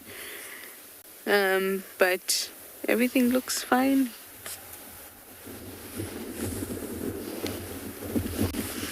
Okay, well, I'm sorry if it's jumping around, anything like that. I promise it's not because I'm doing anything to my mic.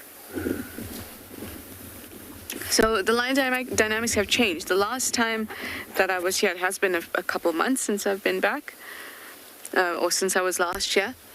And throughout my time here on Djuma, the Nkuhumas have always been the pride that I knew well. And the Telemates and the Torchwoods, I would hardly ever get sightings of them, hardly ever see them. They were not the what I call one of the family. I know it sounds strange, but you know, the animals that we see here on Djuma regularly, they became our family. And so all that has changed. The Nkuhumas haven't been frequenting Djuma like they used to. There used to be a time when it used to be Nkuhuma sightings every day, always on a kill. And when they had a buffalo kill, it was 3 days of sightings with them. And that's all changed because that's the way it is in the wild. These dynamics change. And Darkmane was one of those I hardly got to see. I can remember the first time I saw all 3 of them together. And it must have actually been the first time I'd seen male lions, I think, because I'd seen the Nkuhumas. This was early when we had just started training here. And I went into Torchwood with Brent. And we, the trainees at the time, we saw them, and these 3 males were so skittish.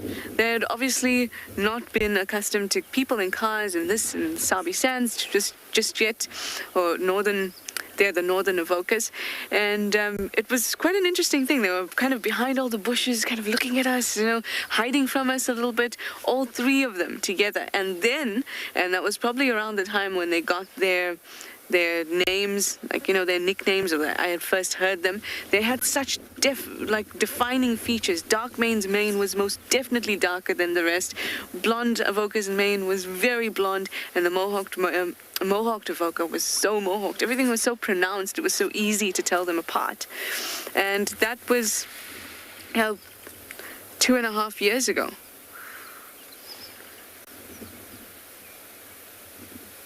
Yeah. So they would have been growing all this time, and they've become fuller. Their manes have become fuller, and those very defining characteristics have kind of melted away just in the slightest. It's really nice to reminisce about those things with you all.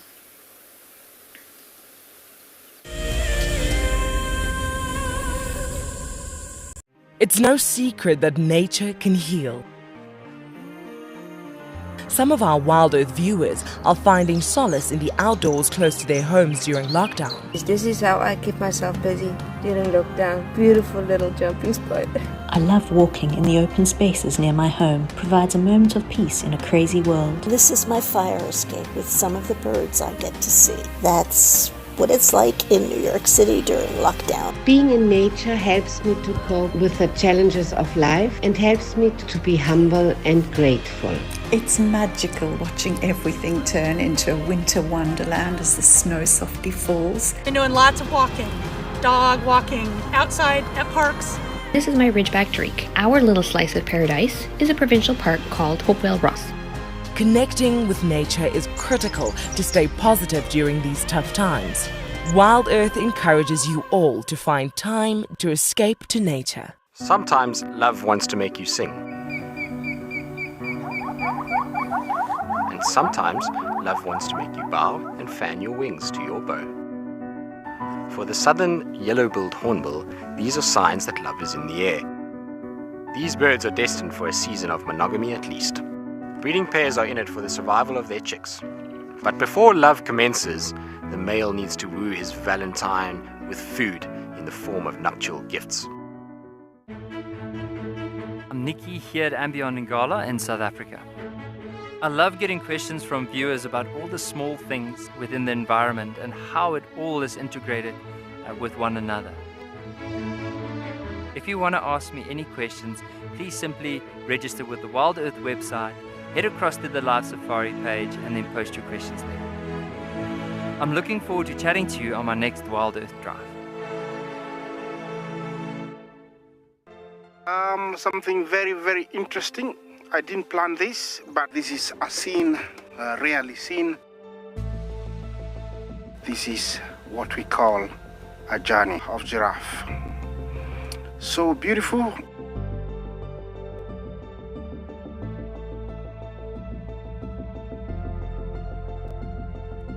Tune into WildEarth every single day.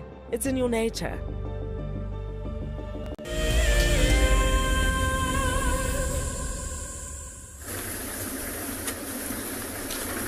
So we're trying our very best to stick with this elephant bull. He is moving from marula tree to marula tree, and he's underneath another one again. Let's sneak a little bit further forward. Incredibly chilled elephant bull today. And we have seen him feed on many different things around here.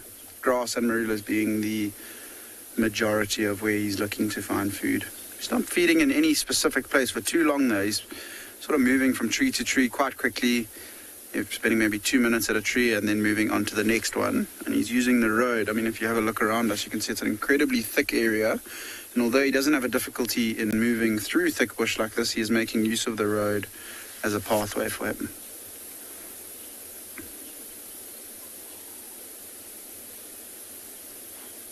Really also starting to turn into quite a lovely day. It's starting to warm up a little bit. Blue skies are starting to come through. The clouds are burning off quite nicely and the wind's dropped almost completely. We are in quite a thick area, so it could be that as well. And what me and Odie are hoping for, we're really hoping that this elephant moves towards the river, potentially to have a drink or just to see him cross the river. It would be quite cool to see him cross where we can't get through because it's still too high. But I think we are being quite hopeful. There's lots of nice food for him to be looking for on the southern side of the river as well. Lots and lots of birds calling around us as well. Emerald spotted wood dove, southern carmine bee-eater that we saw yesterday. I've been hearing call in the river a little bit. Some tawny franklinias. You can hear the crested francolins.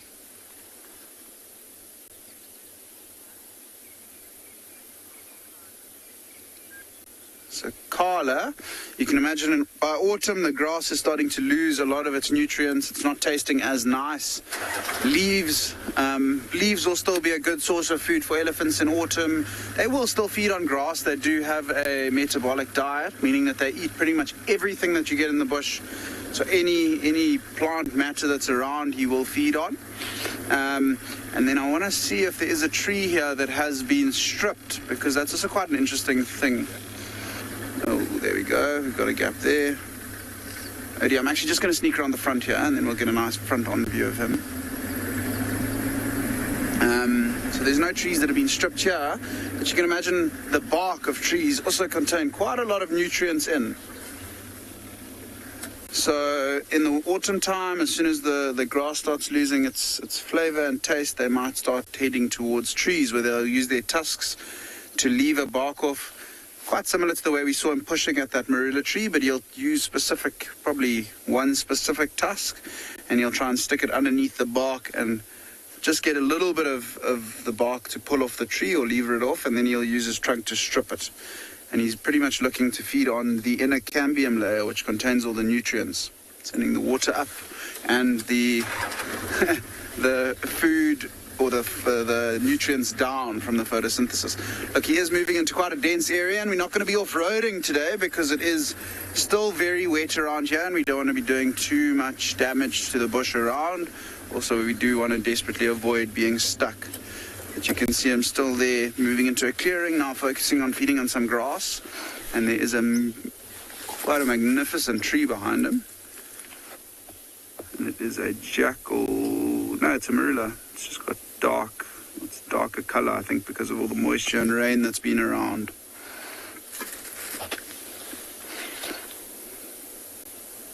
We might be sort of starting to see our last few views of him. If he does move another 15, 20 meters in that direction, there are no other roads that we can loop around to try and see if we can find him again. So we'll just spend our last few moments here watching him. Look at him starting to flap his ears as well as it's heating up. Means of cooling down. Not so much in the fact that the wind from the flapping of the ears cools his body down, but have a look how thin those ears are. And if you look carefully when he flaps it open, you might even be able to see the capillaries. He's got quite an intricate network of veins in his ears. And he's able to pump a lot of blood. I think it's around 12 liters a minute through those ears.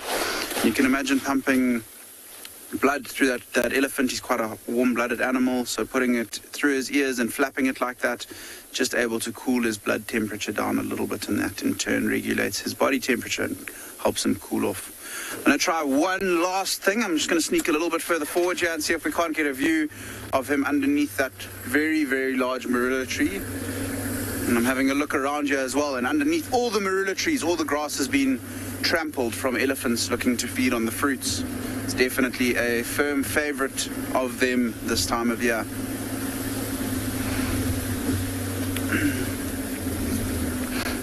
You can see his head through there.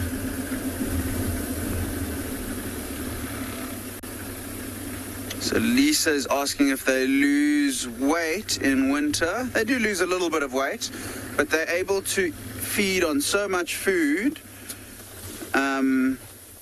that they lose a condition a little bit, but not much. I wouldn't say as much as animals like the buffaloes and kudus and animals that need to feed selectively and that will have a bit more of a complex digestive system, whereas an elephant only has one stomach. just feeds on as much material as possible and passes it through. So in the wintertime, they do lose a little bit of condition, but it also means that they're just moving around so much more feeding. So they, maybe a little bit of condition, but I wouldn't say too much. Only really in severe droughts when food becomes really scarce, or you see an elephant lose condition quite severely.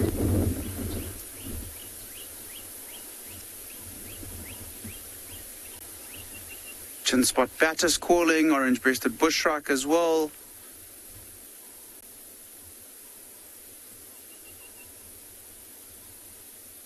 As he disappears behind this russet bush. Well, I think we might be able to reverse to get another view on him.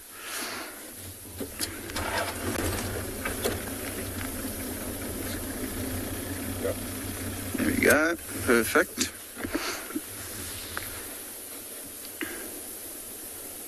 You can imagine him feeding pretty much the whole of last night when it was nice and cool, maybe having short rests, and then this morning feeding while it was cool.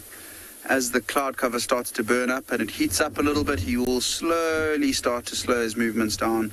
Obviously mentioned earlier that he feeds for about 18 hours a day, so he doesn't rest for too long, but during the heat of the day is the primary time when these animals tend to rest up a little bit. Maybe find a really nice large tree, one of these marulas or jackalberries that we've been seeing around here, lean up against it and close his eyes for a little bit just to rest.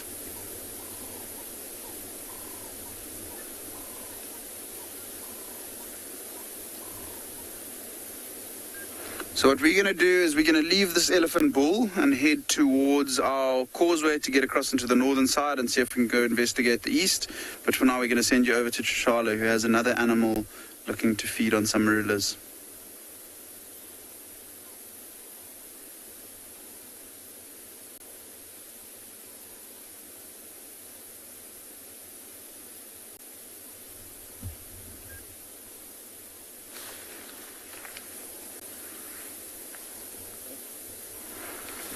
And let's see if we can reverse one more time. Becoming a bit of a difficult customer now.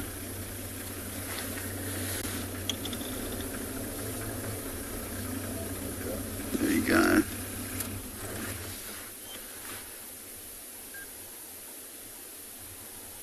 So we'll just keep spending a bit of time with him now and see where he moves. We were really hoping that he would head into the river, but that area where he's heading now, unfortunately, is inaccessible for us. He's getting to an area where I actually also got stuck the other day in the river. So the river is quite a scary place for myself at the moment. I don't want to be taking too many chances, but he seems to have stopped. Maybe he's underneath that marula tree again. I'll have a look to see if there's any fruits on it. So I keep checking the trees because some of the marula trees have fruits and some of them do not.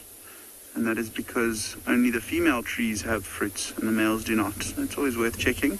That looks like it has no fruits in. I can't see any, so it must be a male. No. Sometimes confuse the elephants, but I think they learn over the years which trees are the ones that have which trees fruit prominently and which ones do not, as well as the fact that they've got such an incredible sense of smell that they will be able to sniff out where the fruits are, especially once they get to the ground and start to ripen.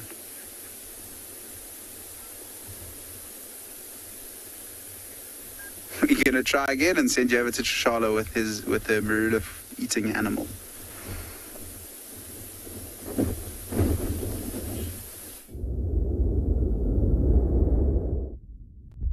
Definitely a marula eating animal, or two, or three.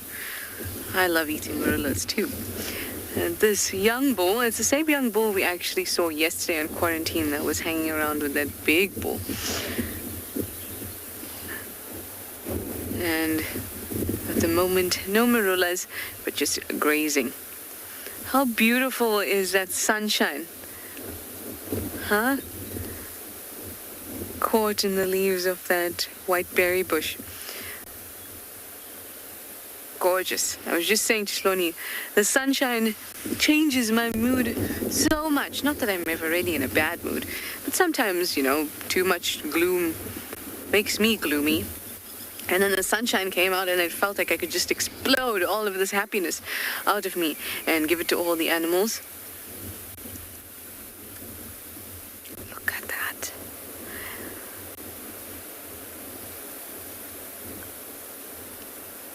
magnificence right there. So we have just come, obviously we've left our lovely Avoca Male, and now we've come down Treehouse Dam. Well, we went past the den first, and then obviously nobody was home, and that makes sense because if there's a lion nearby, we don't want them to come out, and they can probably smell them. And there have been tracks all over the place that will also have a scent on them. But down at Treehouse Dam, we have a lovely hippo.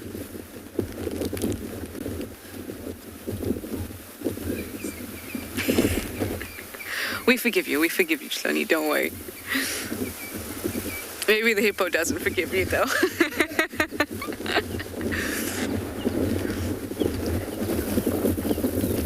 And we had some waterbuck and a few impala also around the place. But we're going to avoid dam walls still, even though you can see it's nice and shiny,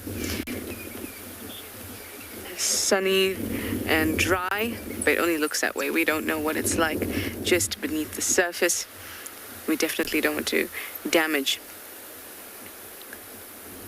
any parts, really. In fact, if you have a look where those impalas are, the road there is quite eroded. It's quite eroded. But don't you all miss my dad jokes? I don't even know if that was a dad joke or that was just the way a dad reacts to the moment he realizes that he made a pun. He was punny. That's what the impala thinks of my eroded joke, because the road is eroded. Okay, I'll keep quiet now. Well, there you can see the extent of the erosion on the bottom of your screen there. It's those kind of areas that are very delicate. It's where minerals and moisture often settle, because around it it's basically a drainage area. And so the soil there becomes very delicate, and then we go and put an extra bit of weight on it with our cars and things like that, and we just break already a delicate area. And then to fix those, you'll need to fill it up, find sand, etc., and you can't just kind of flatten them. So that's why we need to steer clear of areas like that.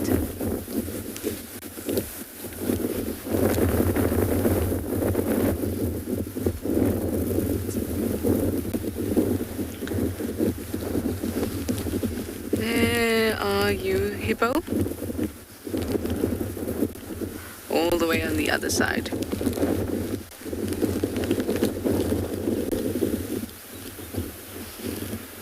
Treehouse Dam used to have such a very recognizable kind of shore.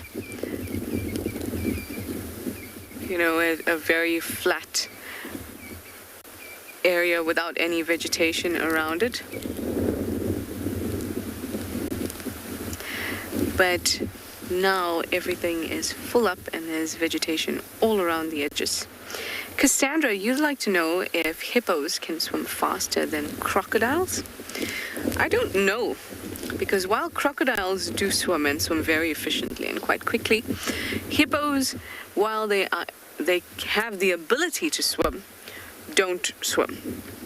They actually bounce or jump off the bottom of a dam. So what they'll do is they'll float up a little bit, then they'll sink, hit the bottom, and then jump up or push themselves off. Much like you would if you're doing laps in a pool and you turn around and push yourself off the wall.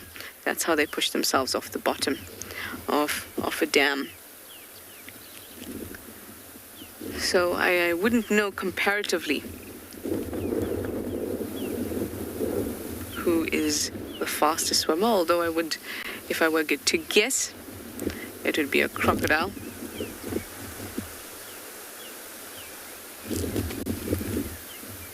Because they have great adaptations to swimming. A nice long tail to help them swim. Compressed tail. Webbing. All those things that helps in swimming. But all mammals, or most mammals, can swim, as was demonstrated recently by some scientists who modeled the weight sizes, etc. of animals and found out who could swim and who couldn't. And it seemed that animals that, or rather swimming is a kind of an adjusted way of walking. So what an animal would do is when it gets into the water, what we consider it swimming, or what we would know as maybe like a doggy paddle, is a modified walking movement. And if they have that movement when they're on ground, then in the water they can keep that movement too. But animals that sometimes are bipedal, that are sometimes on two legs like monkeys and apes, they struggle to swim. Even a giraffe can swim, technically. It would just drown itself because its center of gravity is so off that it would tip forward. And though it would be able to swim that way, its muzzle and nose would then be in the water, so it would drown. Great things you can do with computers and modeling.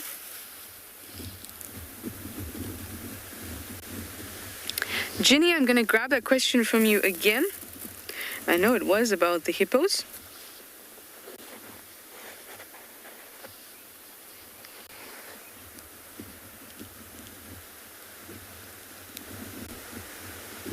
Ginny, you'd like to know if these hippos were found in Djuma or if they were brought here. Nope, animals are not brought here. This is a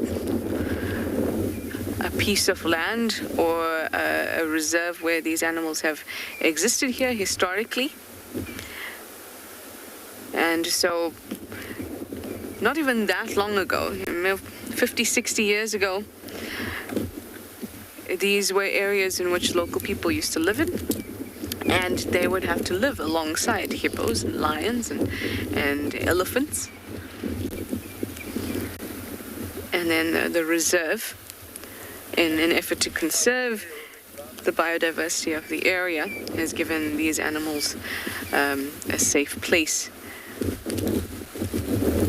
without human interaction within the reserve, at least. But of course, it's a complex thing because then people had to be displaced in order for that to happen. But all these animals historically do exist in this area.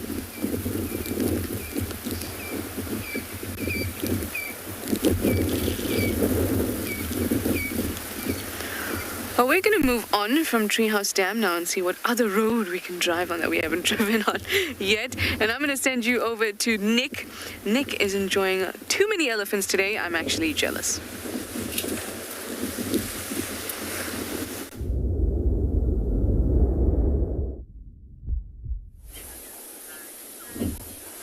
So we have left that elephant bull that moved into the thick area, and we've driven a little bit further, not far at all. I wanted to come and investigate the area where we heard the elephants trumpeting, and I'm pretty sure these are the ones that we heard trumpeting. So we found from an elephant bull to an elephant herd, and you can see that beautiful female having a scratch on the side of her ears, or a little bit of a head shake as well. She hasn't been too happy with us being here, but she seems to slowly be calming down. Her beautiful tusks, very straight compared to the bull that we saw earlier. And it is actually a bull. So it is a young male, that elephant. But there is a herd, there's a couple females to the left, and Odie just wanted to come down here to have a look and see, and we did manage to find these elephants. But we are sitting in the Timbavati River at one of very few spots that we can access, and you can see it really is flowing beautifully still. And I mean, for the 2 years I've been at Ingala, we haven't seen the river flow like this, and I don't think it's flowed like this for at least 8 years since the big floods that we had in 2012. And I think it's approaching 3 weeks that this river has been flowing consistently. It's not deep enough to yet be holding anything like hippos or crocodiles, but you do really never know. But it's just so lovely to see it flowing. It makes it a little bit of a challenge for us to get across to the different sides of the river, only being able to use our one causeway, but I'm sure the animals are thoroughly enjoying it. See the elephants still feeding on the grass. There's a couple barn swallows flying around as well.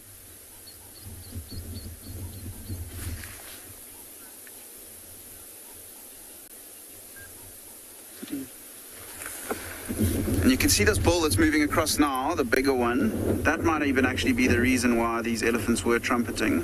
I don't know if you saw on the side of his head, he's now behind a bush. But I don't want to move the vehicle too much. I'm sure he'll come back around, or at least through that next gap. But he is streaming out of his temporal glands a little bit. So I wonder if he's not in must or coming in or out of must, and he's just come to see if there are any females.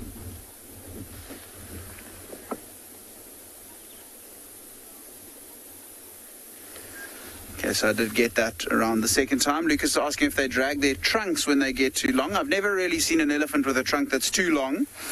But I have seen them dragging it from time to time. Sometimes the females will drag it on the ground, not as many times as the males. When the males come into must, often their trunks are right down on the ground because they're trying to sniff as much as possible. And they'll often leave quite a prominent drag mark along the road. But I don't think their trunks really do grow to a length where it's too long for them.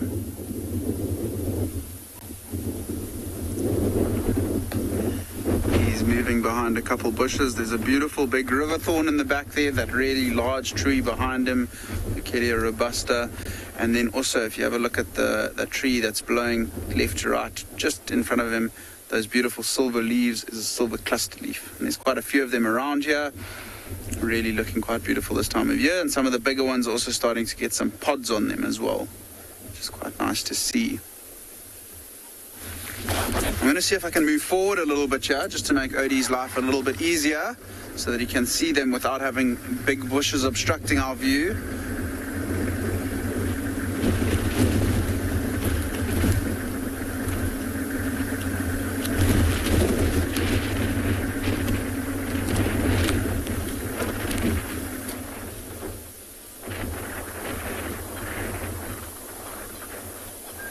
Leah, I completely agree with you. Elephants do have a very, very nice life. Once they get past the age when they are a little bit vulnerable, it is cool, calm, collected, and feeding all day, every day, with not too many worries on their minds. Stunning just being able to spend lots of time with elephants. They really are one of my favorite animals. You can see that one on the left of the bull, the big one without the tusks. So that's an easier one to ID as a female. See, I don't know if you saw it as we were driving. She's got that very square head, and there is her calf, which is keeping close pursuit. Quite a big calf already, maybe about 3 years. So quite big nice to see that you can actually see it over the grass. If it was a tiny calf, we probably wouldn't be able to see very much of it at all. So not moving very far at all, spending a lot of time feeding on the grass here. This herd seems to be preferring the grass to the marula trees, but the direction that they are feeding, northerly direction along the river in this section that we're in, they are heading towards where that other male was and where all those nice marula trees were with all those big juicy fruits. So I've just picked up on something OD here. I don't know if you can see in that river thorn, just down below, like the central part, in the monkey orange there, those big fruits there as well. You got them. So there's, yeah, those big green fruits just in below the river thorn to the left. I don't know if you can see them from here. Yeah, below the robusta. Those big green fruits. So that's another thing that these elephants might be looking to feed on. Those are the fruits of a green monkey orange, and although they are quite high, the female might not be able to get at that bull that we saw earlier, might be able to reach up there and pull some down, or potentially even like we saw him shaking that marula tree, come and shake that monkey orange and knock a few of those fruits down. They are still not quite ripe, so they're quite hard, and I've only really seen elephants, baboons and giraffe feeding on them, but nice to see one with so many in it.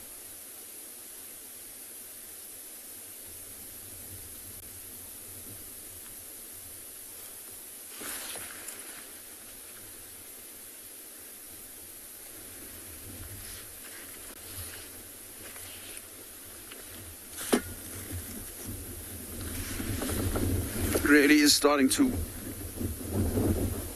is starting to warm up this morning, but this breeze is keeping us nice and cool. But I think we're going to head back towards the causeway and see if we can get onto the northern side of the river for the last little while of the show.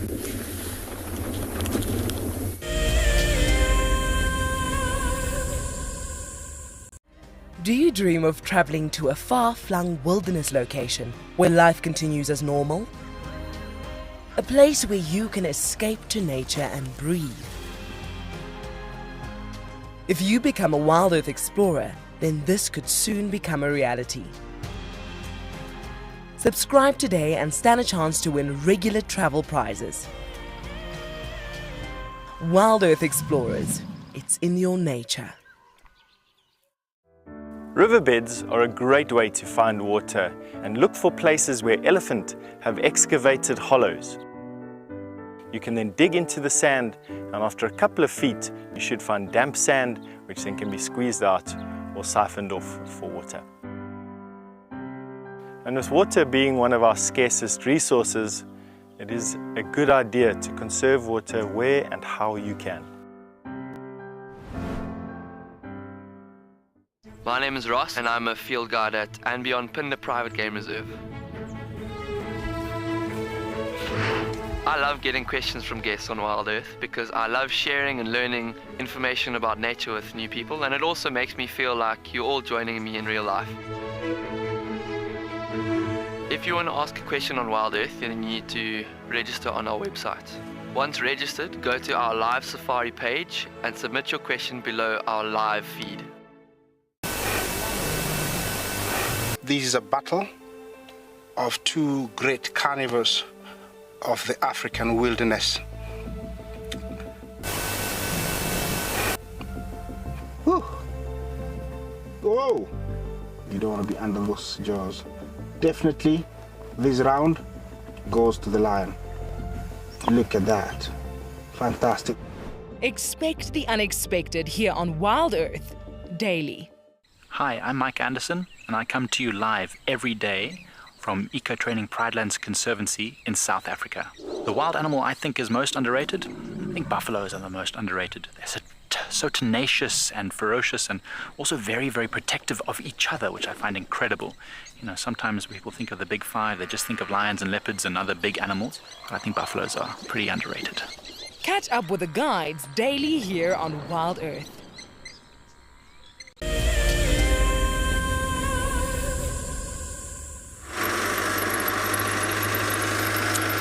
Welcome back, folks. So we are still looking for these elusive cheetah.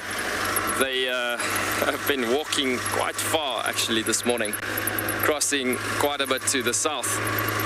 So we've been tracking these tracks coming through. This area's from the left going over to the right, and yeah, we're entering another sourgrass area that we're driving into here. So it is quite a bit of a dense spot that we're coming through, but we'll keep on looking as we keep on going here. Oh, there's an interesting antelope that just come across on the front. Look at that animal. It's a bit dense here, but we'll try to get a bit of a gap on that antelope that just came past. That's a gorgeous animal. Quite a couple of them coming through there. So, Morgan, I don't know if you'd be able to put that quickly on the screen there, but there's some baby animals of that species there as well. Now this is a red hartebeest. Now typically I can see why these cheetah have been coming through this area. Now the reasoning behind that is these selective grazers coming through areas like this. So a red hartebeest is a specific type of grazer and eats on sweetgrass species some more, with calves and babies coming through at the back. It's so beautiful looking at the species. So what I want you to focus on with this particular one is looking at the humpy back. So the humpy back that they have, yes, he's unfortunately gone in behind the bush there. Coming out to the left-hand side there, but maybe... Yeah, so the humpy back that they have is with a slopey back coming through, as you can see there. And if you talk about your antelope species in general, it comes down to a Bovidae family, which is too much generalizing talking about the species itself. So it's furthermore divided into super cohorts and tribes. The tribes to describe the body posture, the way they look like, where they come from. So the tribe that these guys belong to is called Alsalafini, which is basically saying slopey back antelope, built for stamina, built for speed, which is actually making this beautiful red hartebeest the second fastest antelope in South Africa. So it's really cool seeing him actually going through the thickets there and walking away from us. But yeah, beautiful. The shoulder blades that we have on this particular species is connecting to the hump on the back itself.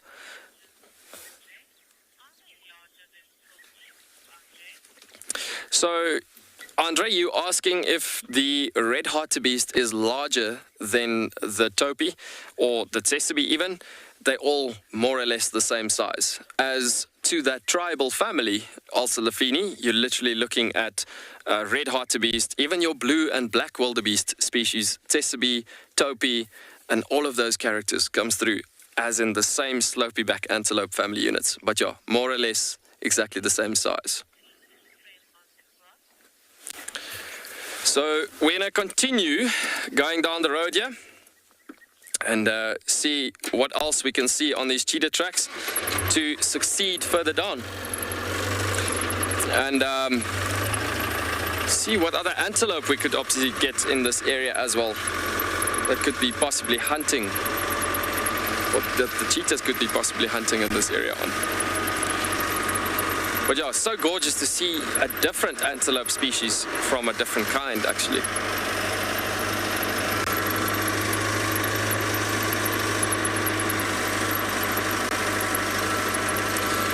Jay, you asking how long will the sour grass remain like this?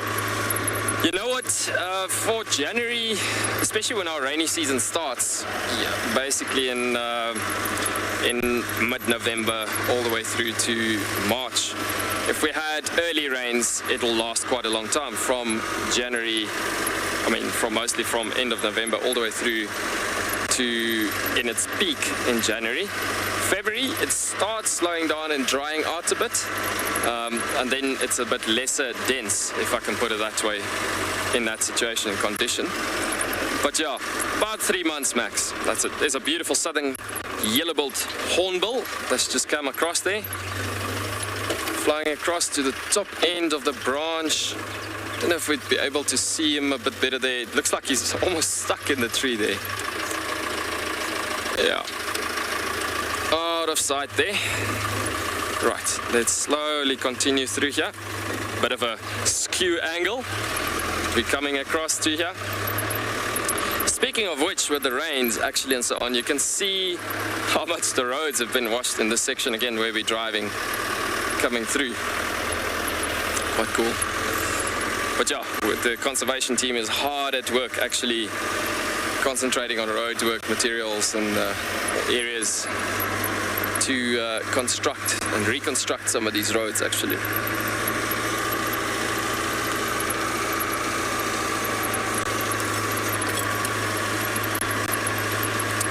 Another gorgeous area that we're driving through coming into this area. And so it is, when you're tracking animals through the Kalahari Desert and you follow tracks for long distances, you can often get to a situation where it takes you all around this ecosystem. And this is what's the beauty about this landscape being so vast and big actually. So really, really special.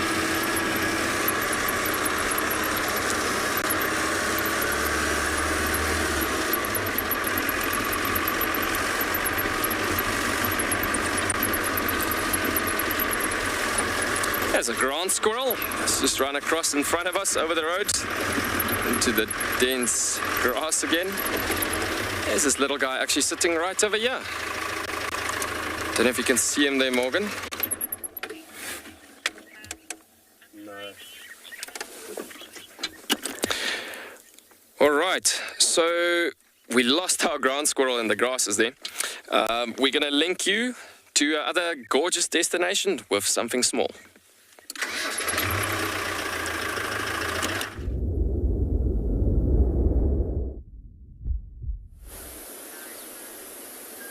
So have a look at this beautiful little bird that we found having a bit of a bath in the puddle in the road.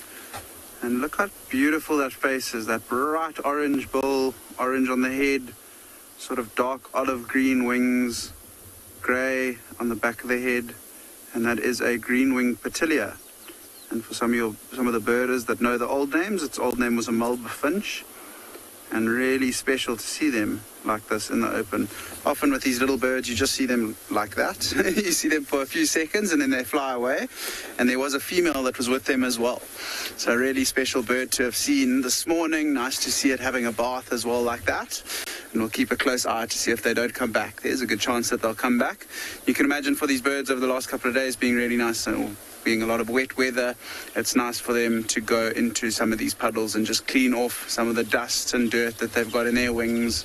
And it also allows them to preen and clean themselves a little bit easier once they have got water through their feathers and they've become a little bit more supple.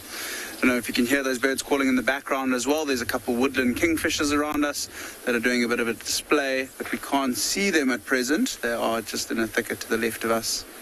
And yeah, quite special. I think it's green-winged Patelia is one of Odie's favorite birds, so quite happy that we managed to show you all how beautiful they were this morning. But yeah, we're going to stick here around, see if any birds come through to us. But for now, I think we're going to just drive a little bit along this road. But you can see the beautiful blue sky that Odie's showing you now, how the clouds have burnt off almost completely. And it is starting to warm up. I think it's going to be a beautiful day down here in the Lowveld for Djuma Private and ourselves. It's a relief after all the rain. It's also drying up the roads quite nicely, which is ideal for us. It means that we'll be able to search for other or different animals on a lot more of the roads around Ingala, and then hopefully we'll dry out the bush as well. Look, I think we've had a lot of rain, so I don't think we'll be going off-road for a while, because you will end up getting stuck and damaging the environment and creating these big ruts and compacting the soil, which doesn't allow for really nice growth, whether it's grass or other bushes. See how bumpy that little puddle is. There's a lot of rock in there. But we're going to keep driving along here. There's some beautiful clearings coming up in front of us, so who knows what we might find. Maybe a wildebeest or a zebra. Often some impala around here as well.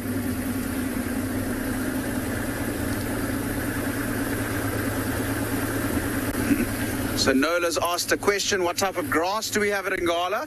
And we've got many different species of grasses. Lots and lots of them. Depends on the area that you're in.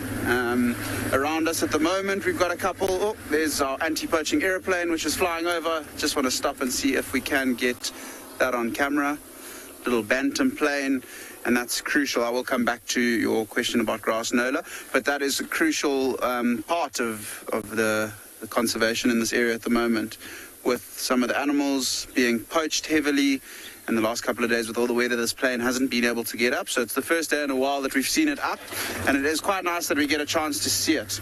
A guy called Bruce flies it, and he'll be flying specific blocks, just checking to see if all of our animals are okay, no carcasses around, as well as just keeping a presence in the air to let the poachers know that there are people out and about looking to try and catch them. Grasses that we were speaking about, yeah, there's plenty different species. I can see a couple as we drive along here. There's some signal grass, some tassel 3-horn, herringbone, and then a lot of the time along the sides of the road as well. I want to see if I can find them. There's lots back there where we had the birds, but I can't see any now. There's lots of spear grass as well around Ingala. But it's quite interesting because you only tend to find it along the perimeters of the roads because they tend to grow in disturbed areas. So I'll see if I can find any. I can't see any for the time being.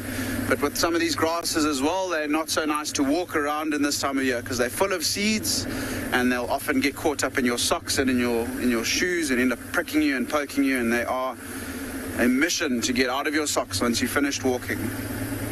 See all the power lines that are around us at the moment as well. This is just to get to Open Camp in the Kruger, get some power to them, as well as Ngala's tented camp, which we're about to drive past on the left as well. So we did have tracks of one of the sub-adult lionesses from the Birmingham Pride this morning moving in this direction. We didn't follow up on those tracks because we thought, let's go and try to see if we can find the whole pride. And we had tracks of them all over the show, but all the roads we could drive this morning, we unfortunately did not manage to find them. Hoping maybe this afternoon we can head into the east, somewhere around here. But we're going to keep driving towards the river again, send you over to Tswalu, who's on a mission of her own.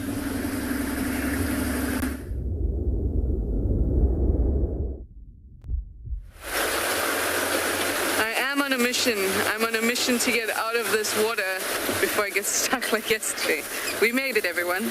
We made it. And now you are going to give me 10 seconds of your time just to show you a mushroom I found. So I'm gonna pop it onto this dash here. It's the first one I've seen like this in Djuma. I don't know what it is, okay? I remember like a bronze cap, but I don't think it is. But look at this. Hey, don't you fly away, mushroom. How amazing is that? Look at this color. It almost looks like it's been dipped in turmeric. And then that cap, that's quite bronzy. It actually might even look... No.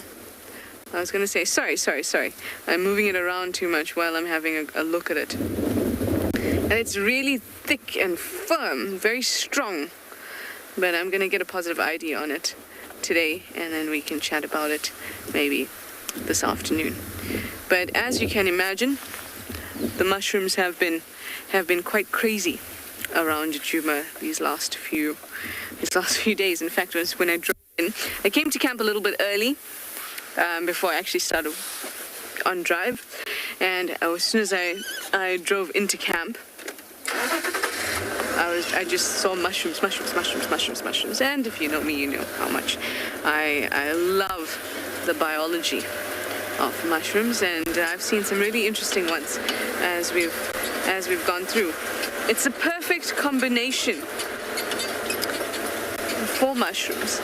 Thunderstorms, lightning, lots of water, copious amounts of water, as well as heat, warmth.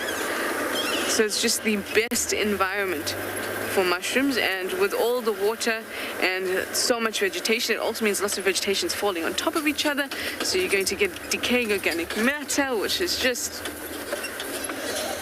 perfect.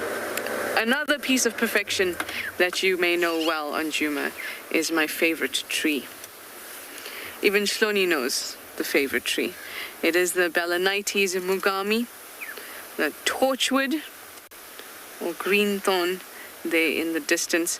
We're just a little bit far away so that we can actually see the whole thing. With our rain roof on, it makes it a bit difficult if we're close by. Isn't it stunning? That fluted trunk. It is a fairy tale.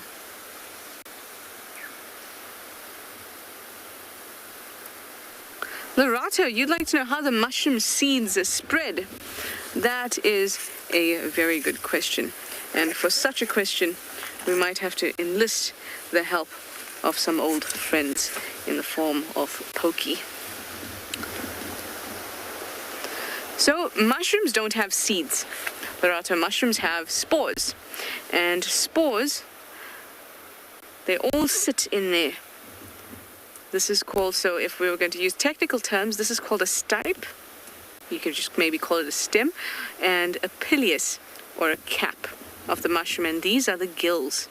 Now these gills, they keep the spores. So instead of seeds, we have spores. But they do the same thing as a seed does. And they're just not exactly the same thing. And they're very, very tiny, and they sit in there. So when a mushroom is up like this, because it's so little, the spores, and they're so light, wind and disturbance cause them to drop and then often fly off. And they land mostly on the ground and on leaves. Now when they land on leaves, they get consumed by animals, and then those spores go through the gut and then are defecated out in poop. And then you get a whole lot of mushrooms that sprout out of dung piles. And that's very, very interesting to see. They generally tend to be slightly more flimsy mushrooms. This is quite a stocky, strong mushroom. And it was found in the middle of the road.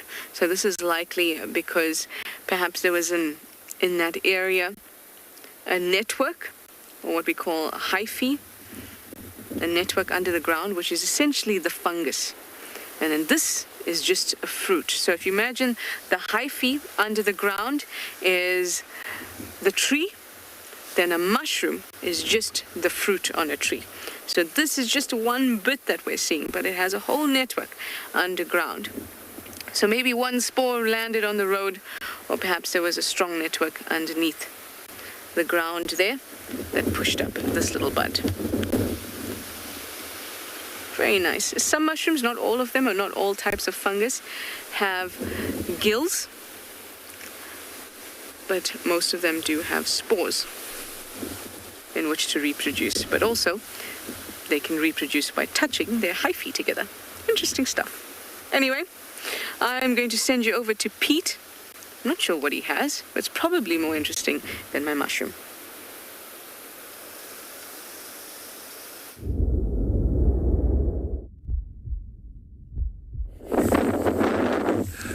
Welcome back to Phinda, where we've come across, I think we had exactly the same herd of zebra yesterday, but it's got such nice light in them at the moment, and we actually seem to be joined by a few more young foals this morning. This one seems to have a little bit of constipation.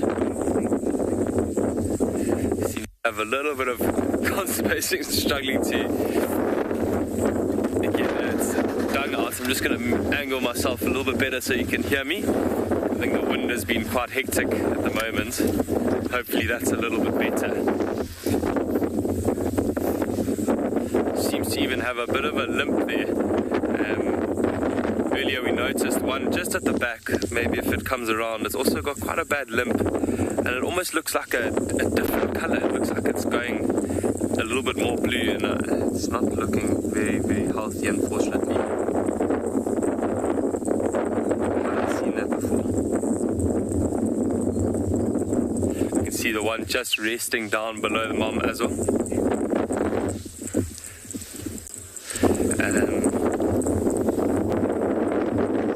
So sweet. And if you look at these young zebra, they're also quite a bit lighter than the older ones, almost like a brownish color where their stripes are.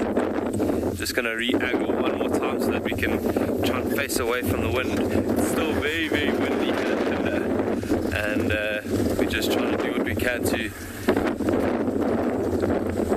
so you can hear us as best as possible. Maybe if I face like this, Simon, what do you think? There we go.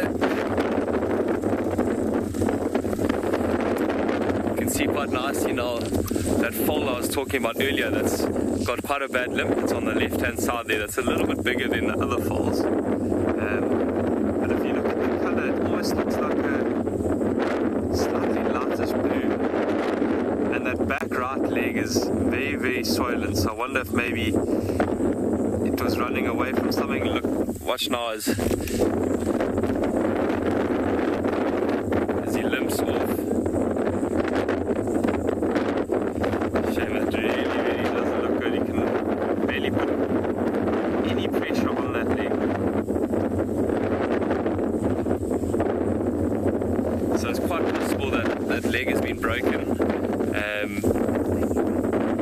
Either by running off away from a predator or just standing in a hole or something. But we're going to sit here for a little while and see how this young foal does.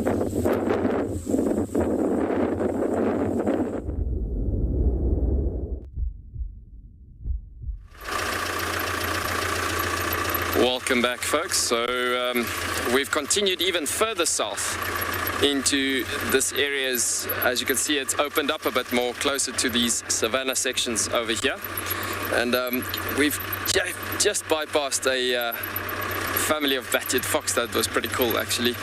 But yeah, we're still looking for these tracks to continue coming down this way. These cheetahs are really acting quite elusive this morning. So I don't know if you can see the dunes and far up ahead of us, just coming up in front. And you'll see we're going to be heading over towards those dunes because we're thinking that possibly these animals could have been going further towards the dunes, obviously for elevated positions. Seems like they've moved quite a far distance, these cats. So the thing is that as they walked for such a long distance, it generally comes back to that situation of that they possibly either hunting or there's marking purposes for territorial structures happening in that situation as it is.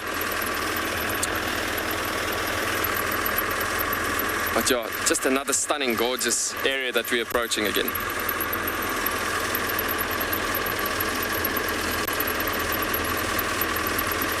Christina, you're asking if predators would use prey tracks, typically like antelope, to find their prey.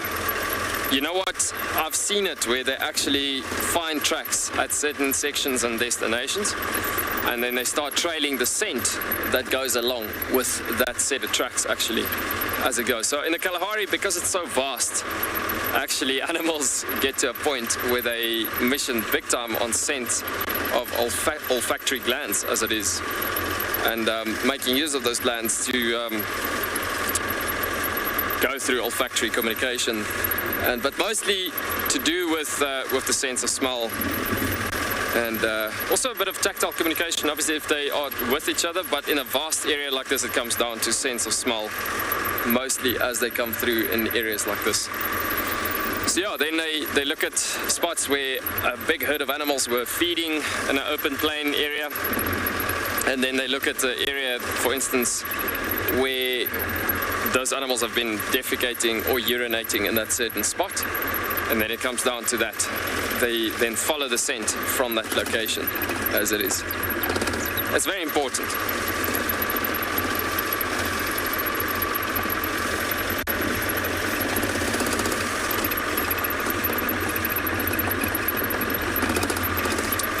So it seems like the temperature is starting to affect the movement of the animals slowly but surely, as there's some of the animals that's actually starting to be looking for shade shortly, and you can see they're going through to nice shepherd's trees like this one, which we're bypassing on the left hand side.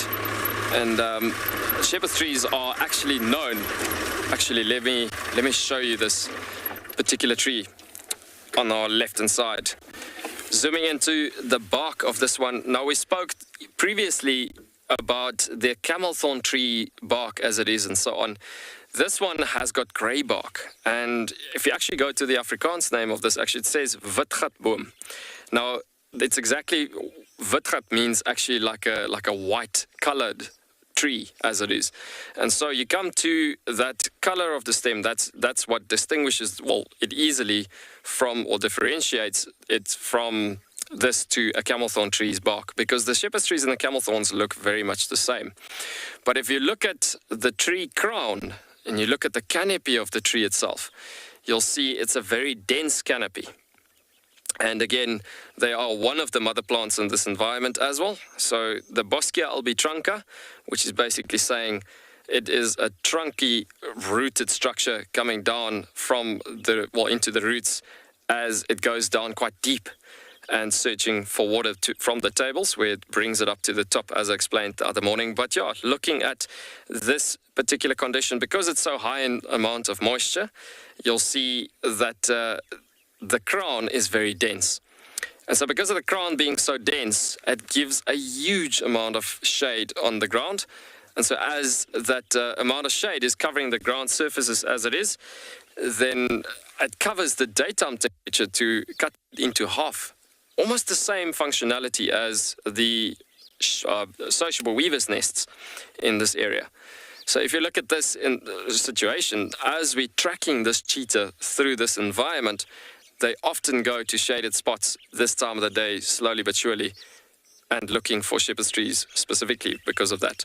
And so the shepherd's tree got its name from the old farmers that used to be in the Northern Cape province many years ago, where they said where they farmed with the animals in this area and so on, and even in areas outside Tswalu specifically, way back then when this was consumed as farmland. And they said that the animals, because of the dense crown and canopy covering and giving so much shade, have been looked after by this particular tree. And that is actually why it is actually known as a shepherd's tree. It's the shepherd of the land. So if you look at about 45 degrees Celsius, it is so special. So you will see that the tree itself covers so much shade that it cuts it into half, up to about 20 degrees from that 45 degrees coming down. And if you've got a light breeze coming through, it gets to a point that they will literally then go for those shaded sections of the shepherd's trees constantly. So yeah, often when we're tracking through areas like this, it is very important that we look at shaded spots like this as we go. We're going to take you over back to Trishala.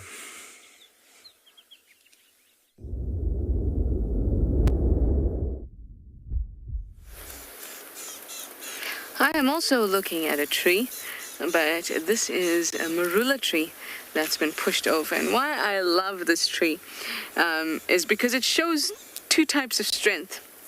It shows the strength of the elephant that managed to push it down, and the strength of this tree to break and not to pull out the ground and fall over. Because it must be so strong in its root and secured itself so permanently into the ground that it really was a strength battle. That would have been epic to see, don't you think? I definitely think so. Well, I have managed to ID our mushroom. And I just wanted to, I found another example of something that I thought was quite cool.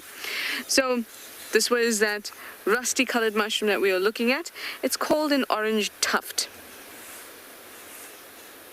or a Gymnopolis junonius. There we go. Everything that I'm reading about in my ID book is correct. Everything sounds absolutely perfect. And it is not edible, everybody. So Shloni, don't try to eat it. I won't try to eat it. Definitely not. So some of the things we want to look at when we're IDing a mushroom, I'm going to grab these other ones here that I found to help us. Aren't these beautiful? Absolutely stunning. Now remember I was telling you, oops, my mushrooms are falling. I was telling you about the hyphae. The actual part of the mushroom, or the fungus, that is the majority of it. That's it there. It looked like roots. And they're found throughout the ground, all over. There you have a really nice, clear picture of them. So if you look at these two mushrooms, I'm not sure about the idea of this one just yet, because it's got a very gold cap. Look at that.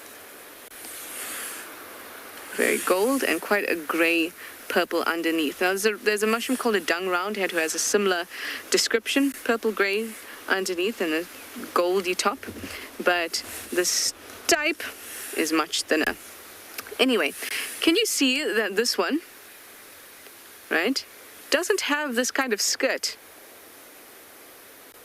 around it? So that's one of the things that we'd use to ID. The other thing we'd use to ID is the height from the ground to the cap. If it's close to the ground or tall off the ground. The color of the gills and the spore print. So the spore print is not exactly the same thing as the color of the gills. For a spore print, you'd have to take this cap off, put it on a piece of paper, and then you'd see what print it makes, what color it makes. So those are all the little things we have to use to ID a mushroom, and we have to do it absolutely in order to be sure of the ID. Otherwise, you'll just be taking a chance. And especially because lots of people eat mushrooms, definitely don't want to be taking a chance. This has a very cool name. So it's sometimes called a little skirt, or a ring. Conrad has an interesting question. We'll talk about what this is in a moment. What do we do if we've eaten a poisonous mushroom?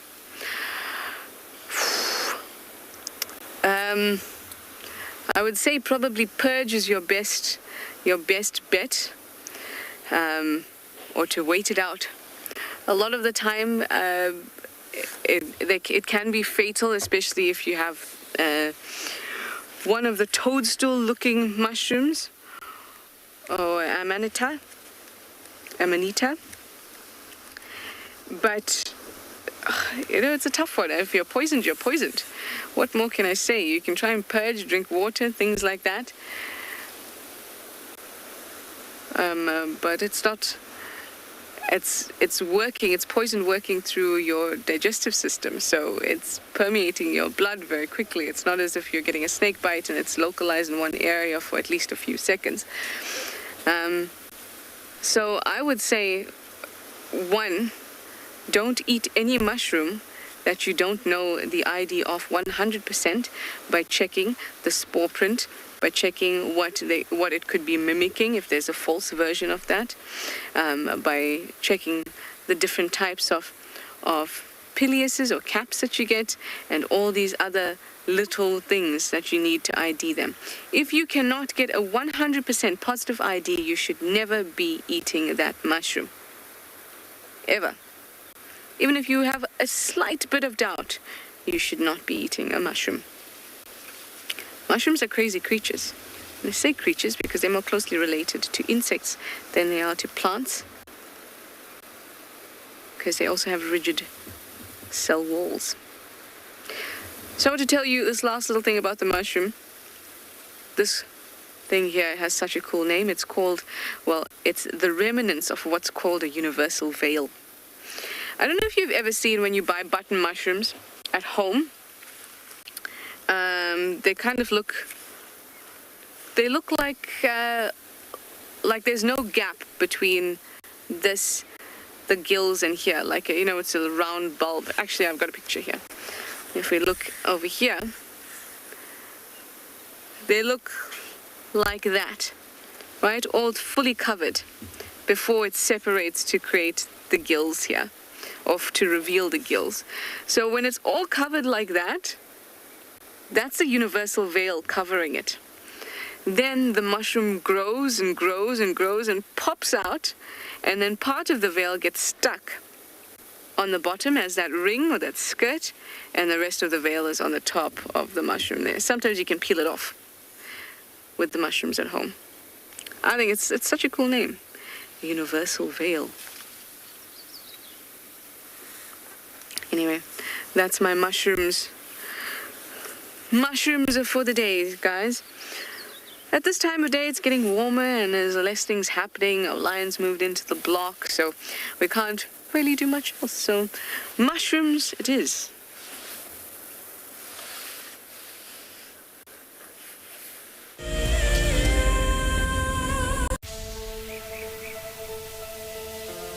How insane is that animal?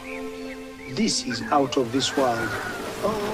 Fantastic. Good, Mama. Wow, what a way to start off.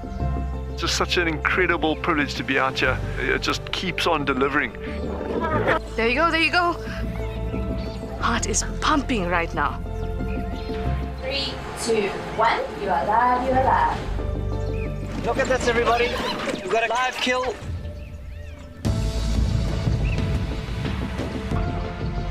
The crooc's holding the tail, it's holding tight. Lucky wildebeest.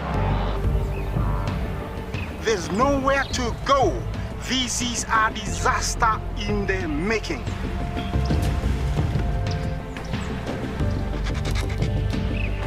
This is the first leucistic zebra I have ever seen in my life. Oh, here comes a lion. Run, little guy. Go on. Something that I have never seen before in my entire life that you are now watching live. My heart is in my mouth, everybody. Look at this. It's gonna make it. It's going, it's going.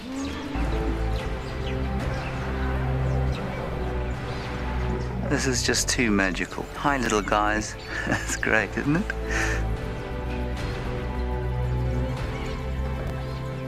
Has it just pretended to be dead? That is the coolest thing I've ever seen.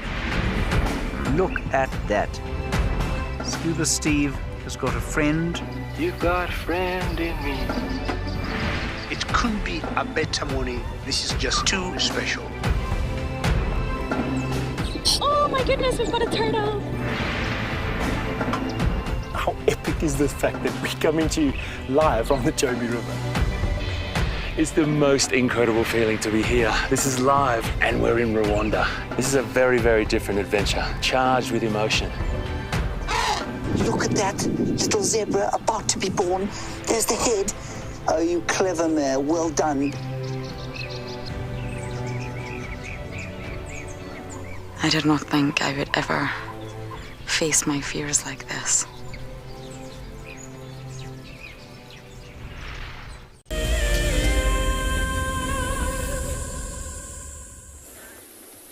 Welcome back to andBeyond Ingala, everyone, and look what we have found as we're nearing the end of the show.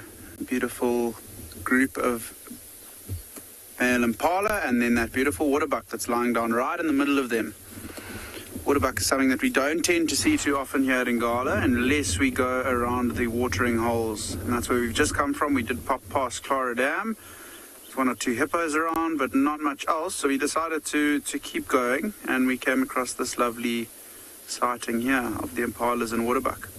Have a look at those horns on the waterbuck, really nice, big, round shape, and if you have a look closely, you'll see they've got quite a lot of prominent ridges along the horns, or what we call ribs, and you'll see on the impala horns they've also got these ribs, and it's quite interesting to see it on these two species of animals because they do tend to get involved in territorial fights a lot of the time.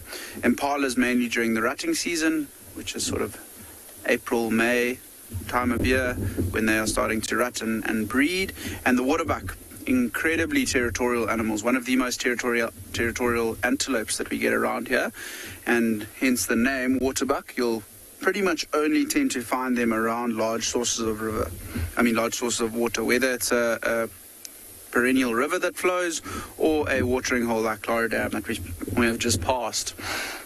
And you can see, if you look carefully at that waterbuck, you can see he's actually still feeding, although we haven't seen him drop his head down to the ground. It's got a beautiful white throat patch as well.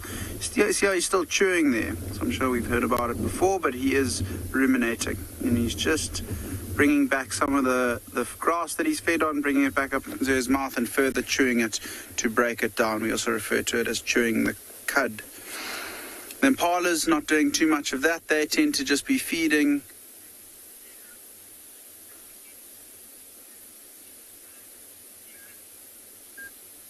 Sarah, it is lovely that we get to see these animals near the end of drive, especially the waterbuck and the impalas as well. And nice to see a bunch of males as well. Seen lots of females this morning and not too many males, and nice to find a bachelor herd here this morning.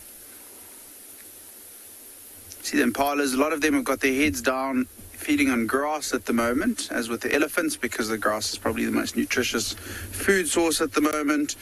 But they do also tend to feed on trees, and I saw one feeding on a magic guarri 2 or 3 minutes ago, which is not a common sight. You don't tend to see them feeding on guarris too often because they are not the most delicious food. They're full of tannins, so they tend to dry your mouth out a bit, and they're not very tasty for these animals. See that impala that's just in front of the waterbuck feeding on the very short grass as well, on the edge of the sodic site. What a lovely way to end off the morning though. Beautiful sunshine coming through, really nice glistening light on the animals as well, and it's a lovely way to end it off with the waterbuck bull and the impalas. I think from here we'll probably head back towards the Timbavati as we head back towards camp, see what we can find. But it's been a lovely morning out from the leopards at Phinda to Juan looking for Cheetah and the tracks he had. Djuma, we had quite a productive morning as well at Ingala. A little bit tricky having only one vehicle out, but we did manage to find some beautiful elephants and impalas and some birds along the way as well. So it's been quite a productive morning. Hoping this afternoon, or at least for myself and Odie here at Ingala, we'll manage to find a cat of some sort, whether it's a leopard or a lion. I don't really mind, but I would love to see a predator. Even the wild dogs would be lovely to see again. There are reports of them up in the north a couple days ago near the Safari Lodge, which is in very dense Mopani, so we don't tend to go there too often. See that oxpecker landing on the back of an impala as well. But yeah, I think let's keep our fingers crossed and hope for the best this afternoon. But thank you everyone so much for joining us this morning. As I mentioned earlier, it's been a lovely morning. And I hope to see you at about 4 o'clock South African time for our afternoon drive. Thanks again from everyone at WildEarth and andBeyond. Have a lovely